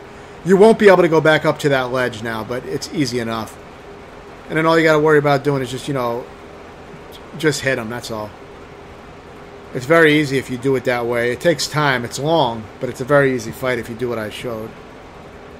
That method always works. It's a little tedious.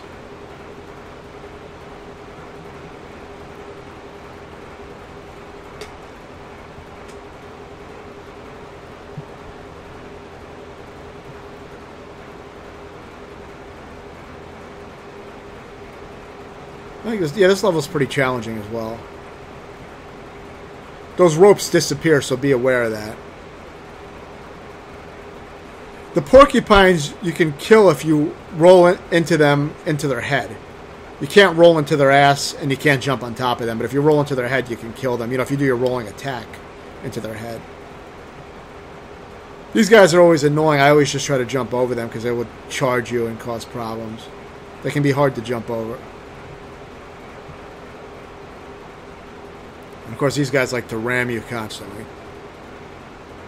Just be aware when you jump on those ropes. Make sure that the rope has been out, or that the rope hasn't been out too long. Otherwise, it'll disappear as you're approaching it. And there's your checkpoint.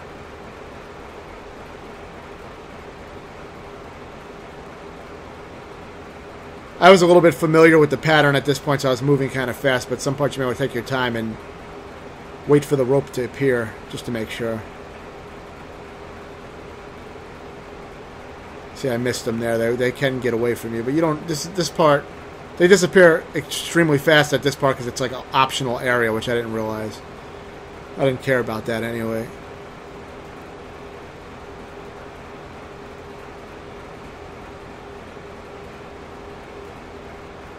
Yeah, it disappeared on me, so you got to be careful. It's better to, like I said, it is better to wait. But if you're impatient, you can try moving fast.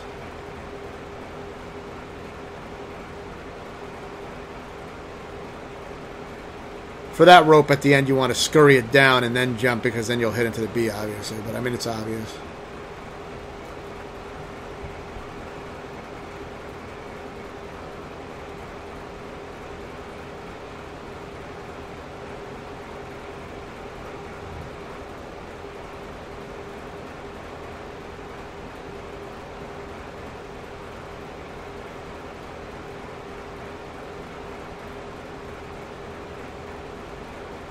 Okay, yeah, this is the roller coaster level with the ghost.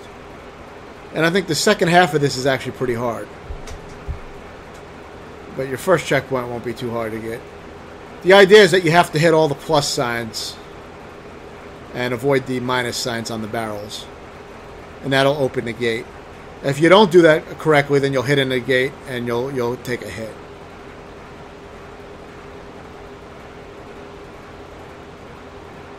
You don't necessarily have to hit all the plus signs, but you have to hit enough of them so that you have enough time on the clock, because they add to your clock. A lot of times it seems like you pretty much do have to hit all of them, but I think sometimes you can miss one as long as you're not hitting a minus sign. It just depends on the section. But yeah, here's your first checkpoint. This is where the game gets tricky. Well, the level gets tricky. It is, like I said, it's kind of a challenging level. It's not the easiest. I think I died quite a bit on this part. You want to avoid the minuses, obviously. That one's hard to avoid, but it may be okay to hit that one minus sign. Yeah, you can hit that and get away with it. Here I take the bottom track by jumping early. You want to do that because it gives you a nice shortcut. So you can fail that. That's a bonus. That's the bonus level. I didn't even care about that. And then it cuts you through a little bit in the level, which is a nice little shortcut. Of course, you know, you want to try to now hit the plus and avoid those minuses, which are really close to the pluses now. So you have to carefully snipe out the plus barrels. Be a little tricky.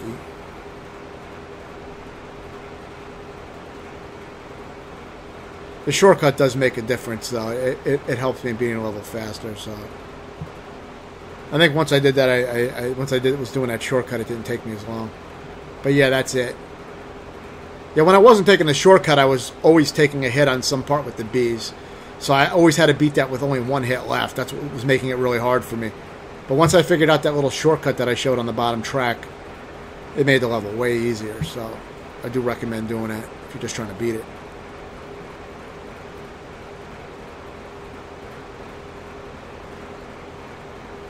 A lot of times on the world map, it's not clear exactly where the next area is, too. So I edited out some of that wandering.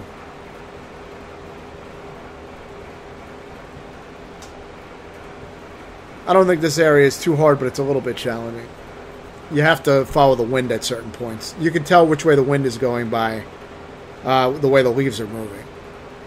You know, when the leaves are just falling, you know, like that, there's no wind, so you can just move normally. But you know, other than that, the wind does move left and right. So you just gotta, you know, be aware of that.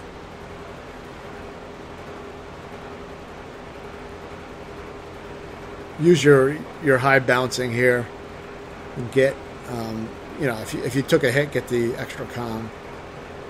This part's easy. I don't think there's any wind on this part, so it's easy.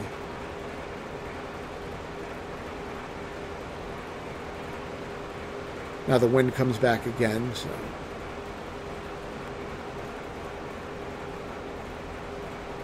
And, you know, wait till the wind is moving to the right and then jump off of that hook. Which is basically what you want to do. Anytime you need to move right, you're going to want to wait for the wind to either be neutral or be going to the right, so it doesn't. So you can get like a jumping boost, which you'll get used to it. But yeah, you can jump really far when the wind is going to the right, so it does give you a really long jump. I use the float there to avoid all those assholes. And she can be useful with that floating move on this level. Just be patient with these hooks because the wind moves really fast here, alternating between left and right wind gusts. So just be aware of that and just take your time, otherwise you get blown into the pit. So you get another Kong here, so it's not too bad.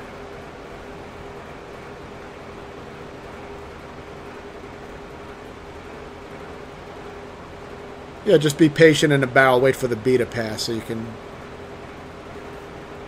move quickly to the next area. I kind of skipped a large chunk there with that hover move, but it worked. This part is sometimes a little touchy because, you know, you can easily overshoot with the wind.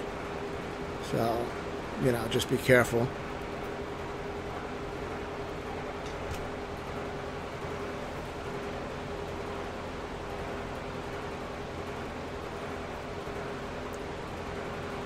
This level's a little bit of a pain in the ass. It took me some tries. This is where I learned that you can make platforms with the spider. So use your... it's one of the other 4 buttons. So use that button to make a web, and then press it again to stop the web and make a platform. You can also curve it, as I was mentioning, but you don't really need the curve, and I'm not really sure exactly how to do it, but you really don't need it. But if you make a web and stop it immediately at full jump height, or just stop it at full, or release it at full jump height, your spider will be able to get back up there when he jumps, because it's making a web right where you last were. You know what I mean? So you can make maximum height webs that way, where you can, you don't have to make like a bunch of webs to get to your maximum jump height. So you jump at full height and make a web, and then you'll get the most distance out of it. It's just a way to be efficient with the webs. See, like you make that full gap there, instead of making a bunch of little webs and trying to, climb up, really gradually. It's a faster way to do it. Here, take out all these buzzards, just fire rapidly and make your way down slowly. This part's tough if you don't get used to it. Jump on the web, fire a few shots and then make the next platform. Keep in mind that the webs don't last that long either, so it can make the part a little tricky. If you sit on that web too long, it'll disappear and you'll just die. What can throw you off in this level is that the webs disappear at different rates depending on where you are in the level. You wouldn't expect that, but it seems to be the case. So here the webs start disappearing really quickly, I think. Well, pretty quickly. They disappear quickly, more quick than they were in the previous area of the level, so you have to move faster.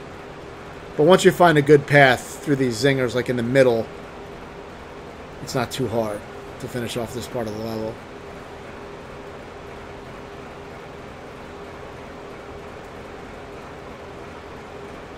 But yeah, the level can be tricky.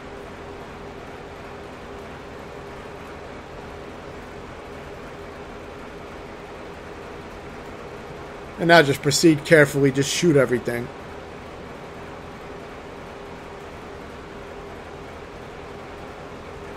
Make sure you kill all the guys.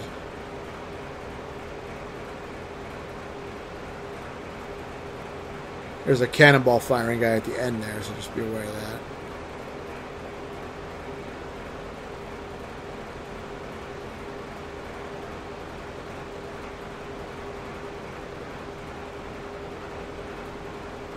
Yeah, and that's it for the level.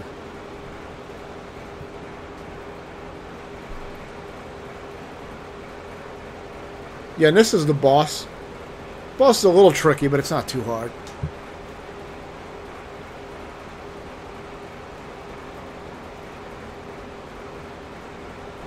Okay, I guess I left this save in when I was editing, so yeah, not too important, but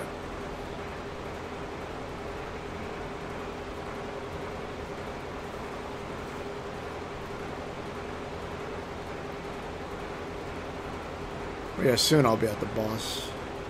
Okay, this is showing how to get the 75 Kremlin coins. You have to do everything in this order that I'm showing. You go in here, you leave, dodge these 2 bananas, then you go all the way to the right and grab the bunch of bananas that's next to that alligator. So get that. Then go back. You cannot get hit while doing all this. Jump over that 2 bananas right there. And you go in. Now this time you grab the red balloon. Now you exit again.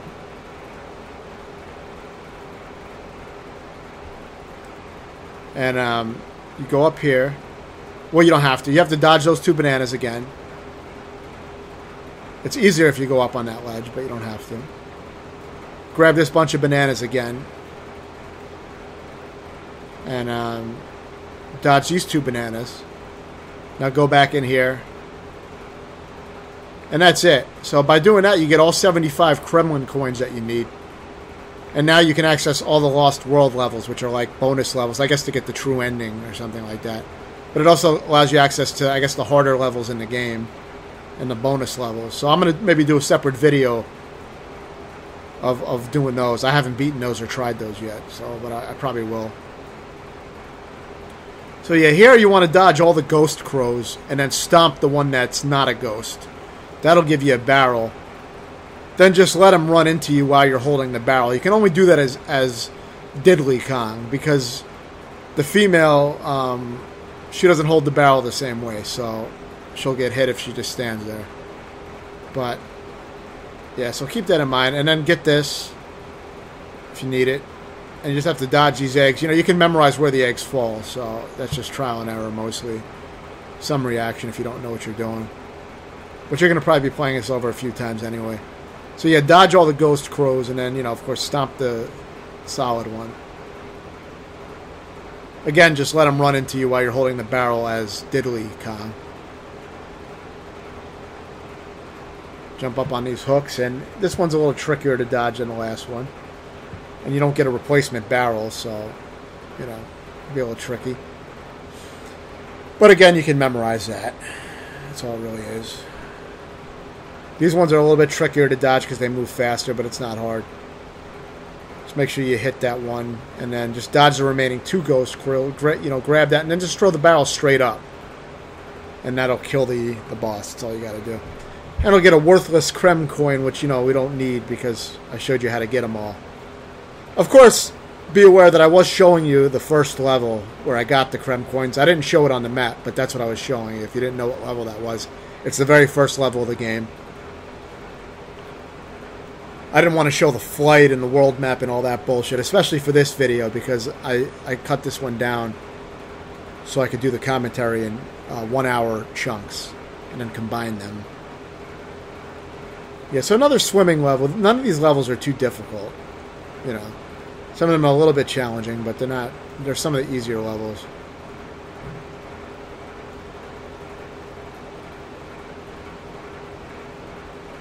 So there's not going to be too much to explain that's not shown. The swordfish is always useful to get for the most part.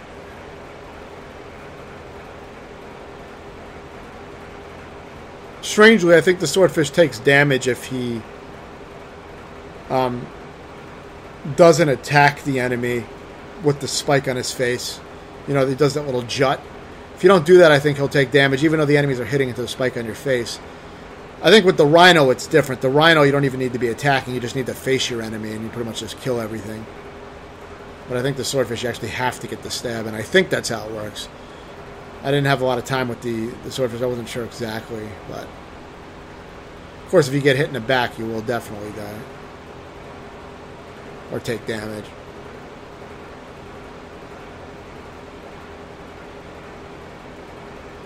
You see, I ignore that DK coin because I don't even care about that shit.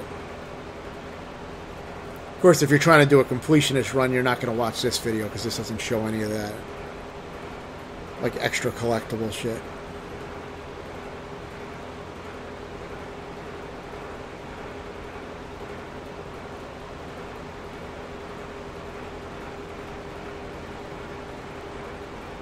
The best way to do this is to take out all these starfish, or maybe just leave one so that it'll be easier to move through here. But you don't have to. I'm sure you could just, you know, swim through all that shit. Just time it right. But I like to take out one and retreat and then go back, take out the next one, etc. Watch out for those exploding blowfish. The spikes can be annoying. But use your invincibility. If you do get hit, use your invincibility time to run through or swim through quickly. But same shit. Yeah, so like I said, this level is not that challenging. I'm sure it took me a few tries. I mean, it wasn't super easy, but it's one of the easier. The swimming levels are some of the easier levels, just like the roller coaster levels.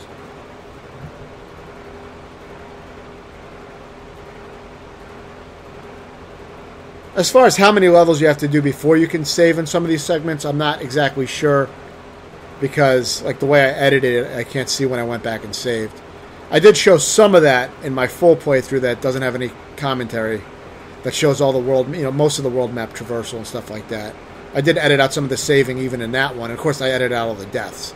Otherwise, you'd be watching a 14-hour video if I didn't edit out deaths.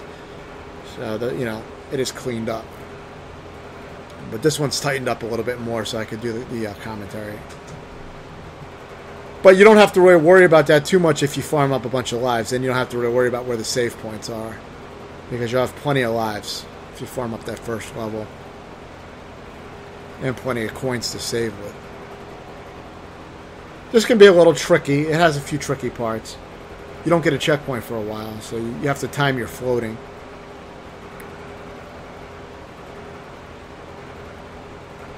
One thing I like about this game is each level usually has some kind of unique change or gimmick that the other levels didn't have, so each level does feel kind of fresh. I think it's a big improvement from the first one from what I played and saw. I haven't beaten the first one yet, though, but this game does seem quite a bit better. The first one is quite a good game, though, but I don't think it's, you know, as great as like Super Mario World or something like that. I think it's still a little bit, you know, a little unrefined. But this game is up there, I think, with like, you know, after playing this, I think this is up there with like some of the best Super Nintendo platformers. Some of the best platformers, period, you know, because Super Nintendo had some of the best platforming games ever made. And after playing through this, I think, you know, I think it is one of the best. And it's a nice challenge, too. It can be quite hard.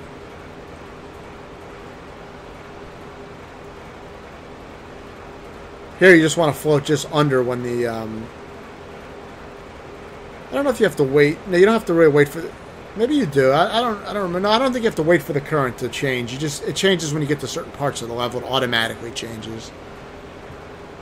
But yeah, so you'll get your first checkpoint here. And, it's not, you know, it takes a little practice to get the timing right, to get under these guys and get right in the middle like that. You got to move kind of fast as they're moving towards you. It's a little tricky, but it's not too bad. It just takes a little bit of practice. I like to float close to them instead of trying to do it real fast, and then I just wait until you see Diddy, like he kind of dives down a bit. That's when I start moving again, and I get right up to the B, and by that I'm able to do it. There, you just get used to the timing. I think you can play around with gravity by pressing down as well and slowing your ascent, and I think you can press up to speed up your ascent. So keep that in mind. You can mess with the gravity a little bit to slow and speed up. I believe I was utilizing that. I think if you don't know that, it does make it, you know, a decent amount harder, so it is useful to know that. It's not, like I said, a lot of this stuff in this game is not explained at all, so nothing is explained really, so, you know, you just figure it out. Or you see it in a video or read up about it, you know, how to do it, but I didn't really look into much when I played this.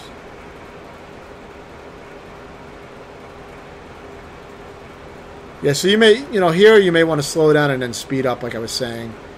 It can make traversing this a lot easier.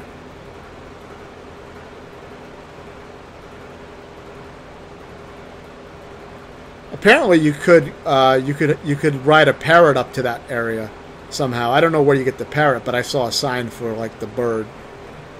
So I don't know if you can get it on that level, but it seems like you may be able to. I think this is one of the, yeah, this is one of the harder levels. For sure. I think this level took some deaths. I think this is one of the hardest levels. So, you know, it's going to take you some time, you know, to just get used to it and learn it. Basic idea is that the castle is trying to crush you, so the bottom is constantly moving up, basically, throughout like the whole level. So you just got to be careful with where you land. You know, while you have the rhino, those parts are pretty easy. Where it gets harder is at the, I believe at the checkpoint is where the... Oh, you know what? Why it gets harder is because I don't even think there is a checkpoint in this level. I think you have to do this whole level without a checkpoint. I think that was kind of a way they made this level harder arbitrarily, is just by removing any checkpoints and just making it one long level. Maybe that's why it took me a while. I could be wrong, though. We'll see. I'm trying to remember. I beat this level fairly recently. But it might have been a few days ago, so I don't remember exactly. I know that this level took me... This was one of the levels that took me the longest, I think, from what I remember. So, I mean, if you die a lot, don't worry about it. It's a long level. It's kind of difficult.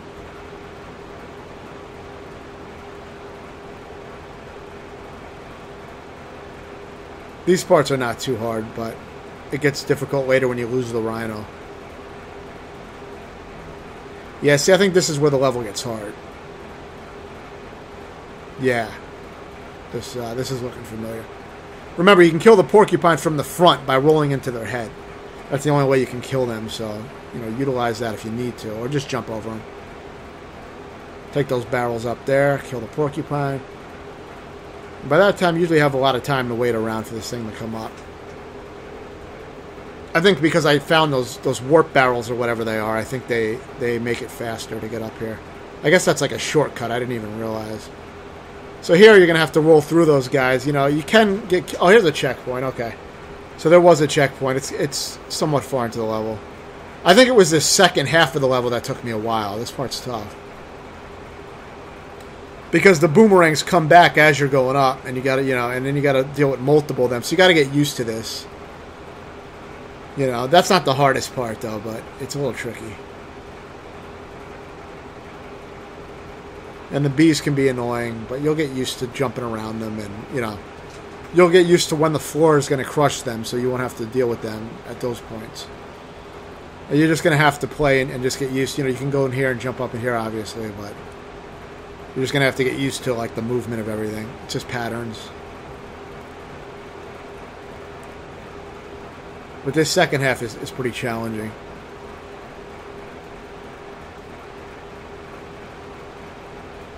This part can be a little tricky as well. I'd recommend killing, you know, most of these enemies when you can. Just be aware of where they're falling down from. Obviously, you know, you're not gonna jump on top of the porcupine, so you know you have to switch it up a little bit. This part's annoying with the vultures. Try to lure the first one out early and jump over them.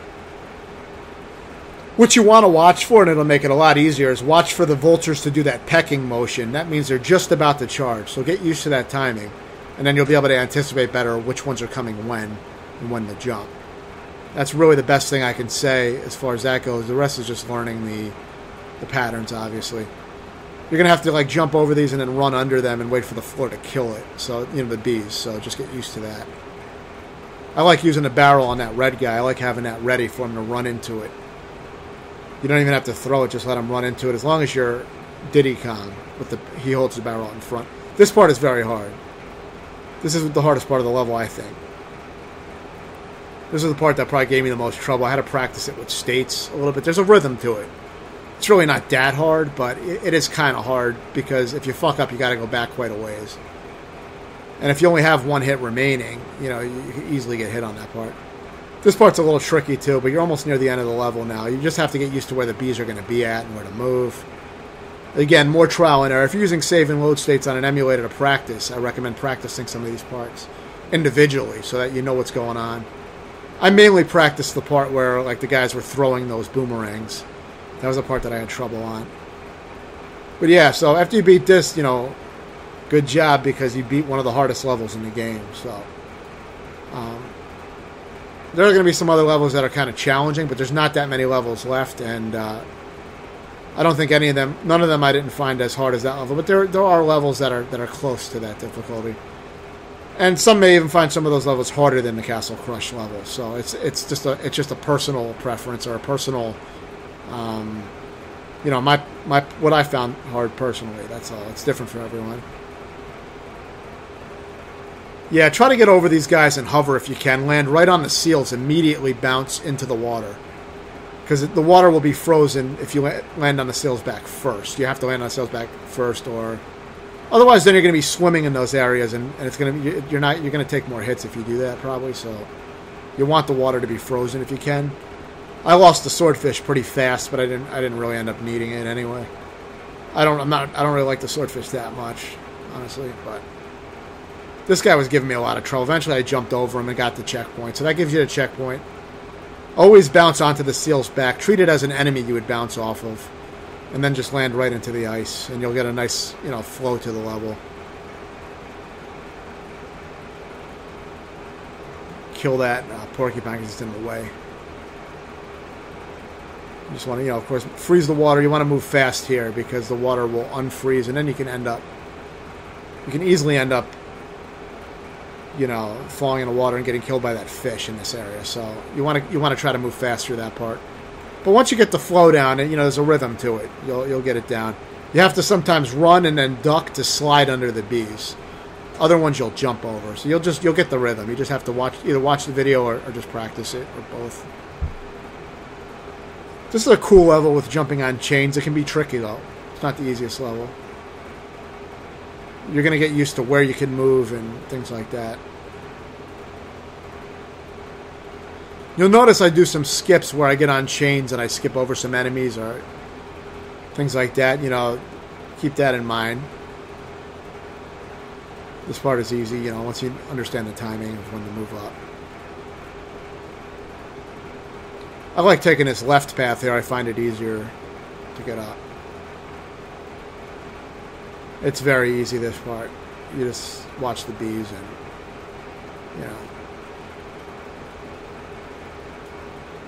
you have to move fast on that part, but it's nothing you haven't done by this point. These parts can be a little tricky, but if you move up in this area where you see me moving up, and then move a little to the right, and then, zigzag a little like that, you can get up pretty easy. It's not that difficult when you have an idea of, where to move. Instead of trying to, dodge everything while you're climbing with limited mobility, that's a lot. It's harder if you try to do it like that. But, once you have an idea, all this shit gets easier once you memorize basic idea. For here, I pretty much just mash the button. I mash the jump button to climb up those things rapidly. I don't even press directional pad or anything. I found that much easier to move up fast that way on those parts. Here, I just climb to the left, and I go right over that guy's head with perfect positioning, and then I can just jump straight up here on the end and skip all the bees. For the cannonball part, you have to alternate left to right, left to right, left to right to dodge the cannonballs. It's always the same pattern. You just have to get used to that by playing it. You have to just play it. I went up too early here. I should have waited for the bees, but I didn't wait because I didn't know they were coming down. But I was able to get my health back, luckily. For here, you move over to the left a little. That triggers them to move up. And you want to make sure that they're fully up before you start holding down and jump to descend the chains, rapidly. You just want to hold down and keep pressing jump to descend rapidly. They give you a lot of time for that part. But for this next part, you do not have a lot of time at all. It's going to be very hard. So, see, I messed up. But what I do is, I don't even hold the directional pad at all. I just mash the jump button. That was the fastest way I found to be able to get up there without dying. Because a lot of times I would get hit twice and die on that part. For this part, you run straight up. Make sure you're holding the run button. And just hold up. And you'll run through all the vultures. You do not have to dodge any of them. That guy can be annoying. But that's it. That's the end of the level. And, it is a tricky level. It's probably up there in challenge with the previous level, if not harder, but it's, I thought the other level was a little bit harder, but. And now you got another hard level. This level's tough, too. These levels towards the end of the game are the trickiest.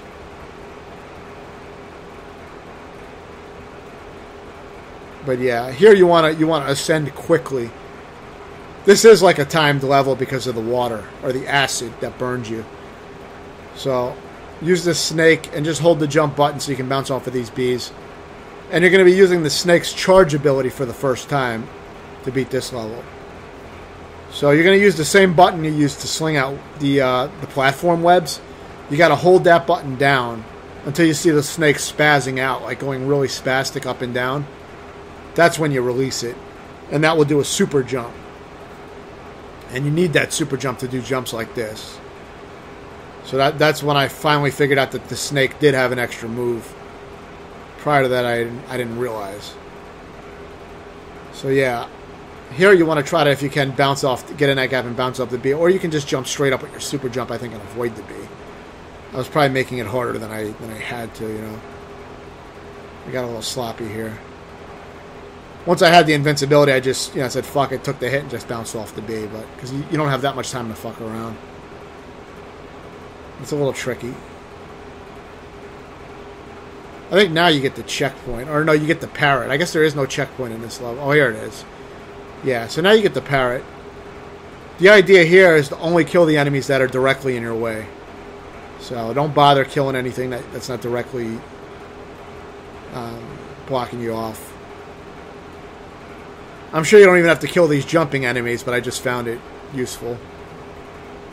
I like to kill that bee down here because he's kind of in the way. But yeah, you can go through there. You don't need to kill those yellow ones. Obviously can't kill the red bees, as usual.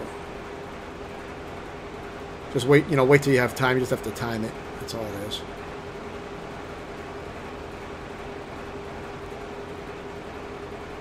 You want to dispatch these barrier bees pretty quick because they are blocking you from getting in the area.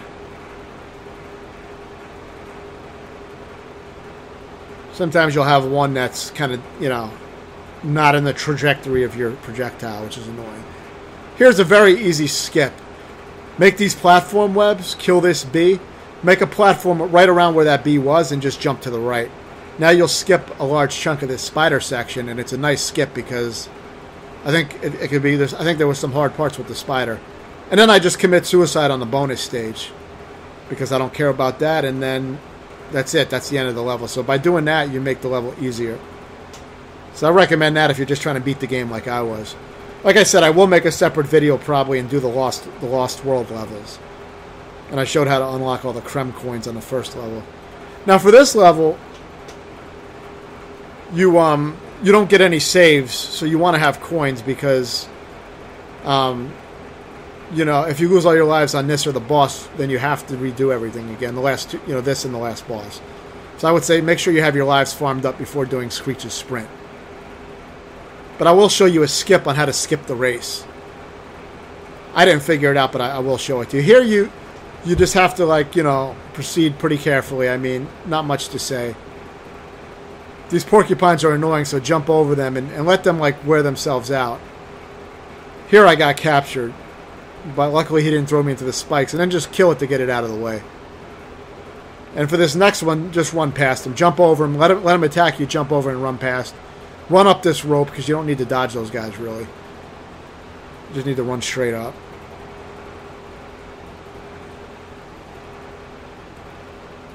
And now, here I use the hovering move.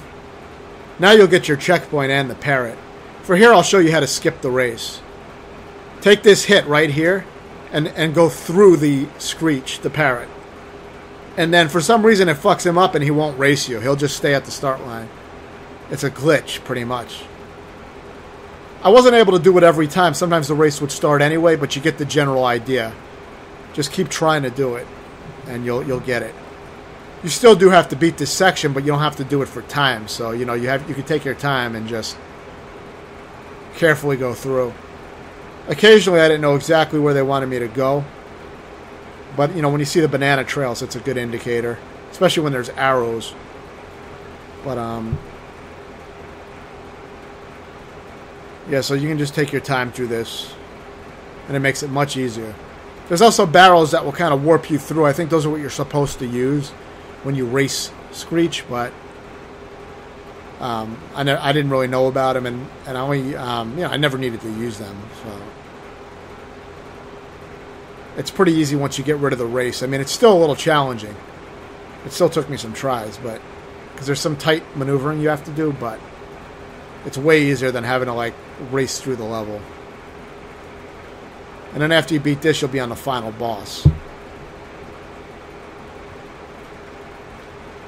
The final boss isn't that hard. It probably took me over an hour to beat. I mean, it does take some practice, but it's really not that hard.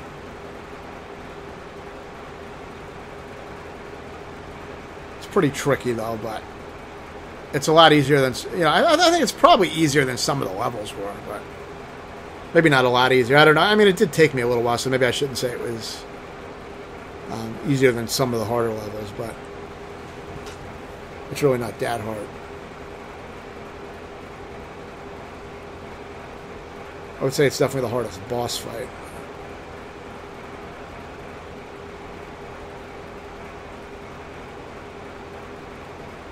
But yeah, so hopefully you farmed up a lot of lives because you can't go back and save.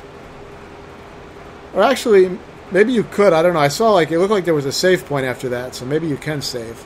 I might have been wrong about that. But you know, generally you should farm up a lot of lives because there is stretches where you have to beat a few levels without saving. There's a few parts like that in the game, so it is better just to have lives. Yeah, for this part, you want to throw the cannonball into the gun when you can see the suction coming out of the gun, so that it sucks the cannonball in and it damages him. That counts as a hit. Aside from that, you just have to memorize when he's going to like dash and when he's going to put down spiky balls and where he's going to put them down. That's all it is. I got a little close there and took the hit, but it didn't matter because that ended the first phase, which is where he takes 3 hits per phase. A total of 9 hits total. And here you're just going to jump and duck pretty much. And you get an extra barrel, so if you did take a hit, you can get it back. Then you jump on the barrel, grab the cannonball, throw it in. Remember, every time you land a hit, watch out, he's going to fire a cannonball.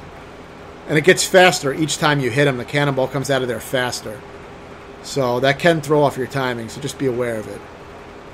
Here you're just going to like jump over the bouncing spike balls and run under some of the higher ones. And you'll get into a rhythm with that. Then jump on top of the barrel and throw it in when he's using the suction. Now just be aware, you know, wait for him to fire off the cannonball after you hit him. You know, either like keep your distance and listen for the sound, or just get used to. You can also watch his gun. When it sparks 3 times, I think he fires. So that's another way to anticipate. This part is quite hard. This is the hardest part of the fight for me. You have to get used to like when to jump. Like you want to try to jump when the cannonballs are closer together. The spike balls, you know, move closer together, and then just throw the ball in there. Again, dodge the cannonball. It's starting to move faster. But now, the rest of this is pretty easy. So, you're going to want to dodge the ghost. I like using, I think her name's Dixie because she can float. So, you can use that to float over a lot of the ghosts. Then he's going to disappear and come towards you. So you're going to have to go by sound for that part. You'll hear when he disappears and just be ready to move. You can also see his feet a little bit, but don't just look at that. It can kind of throw you off. So you just got to get the timing down. You want to float. Those ghosts do not kill you, but if you touch them, they can reverse your controls. They can slow you down and do other bizarre things. So just avoid them. And yeah, as you saw, the cannonball does come out faster. So again, just dodge these again. And don't hit into the boss, obviously. Now he's going to keep trying to suction you. You want to try to be far away when he does that. I did get hit. So this part is a little tricky. I think you can get more distance by doing your attack. But if you're close, sometimes I still get hit. So you want to just try to get away from him. And I think that ends the fight. Dodge that final cannonball, though. Because, you know, that did kill me after I killed the boss, which was annoying. But yeah, that's it. So, hopefully that helps. Let me know if you have any questions. I'll be glad to answer any questions about how to beat the game. If you have any requests or suggestions for games you'd like to see, and I'm always open to that as well. And thanks for watching.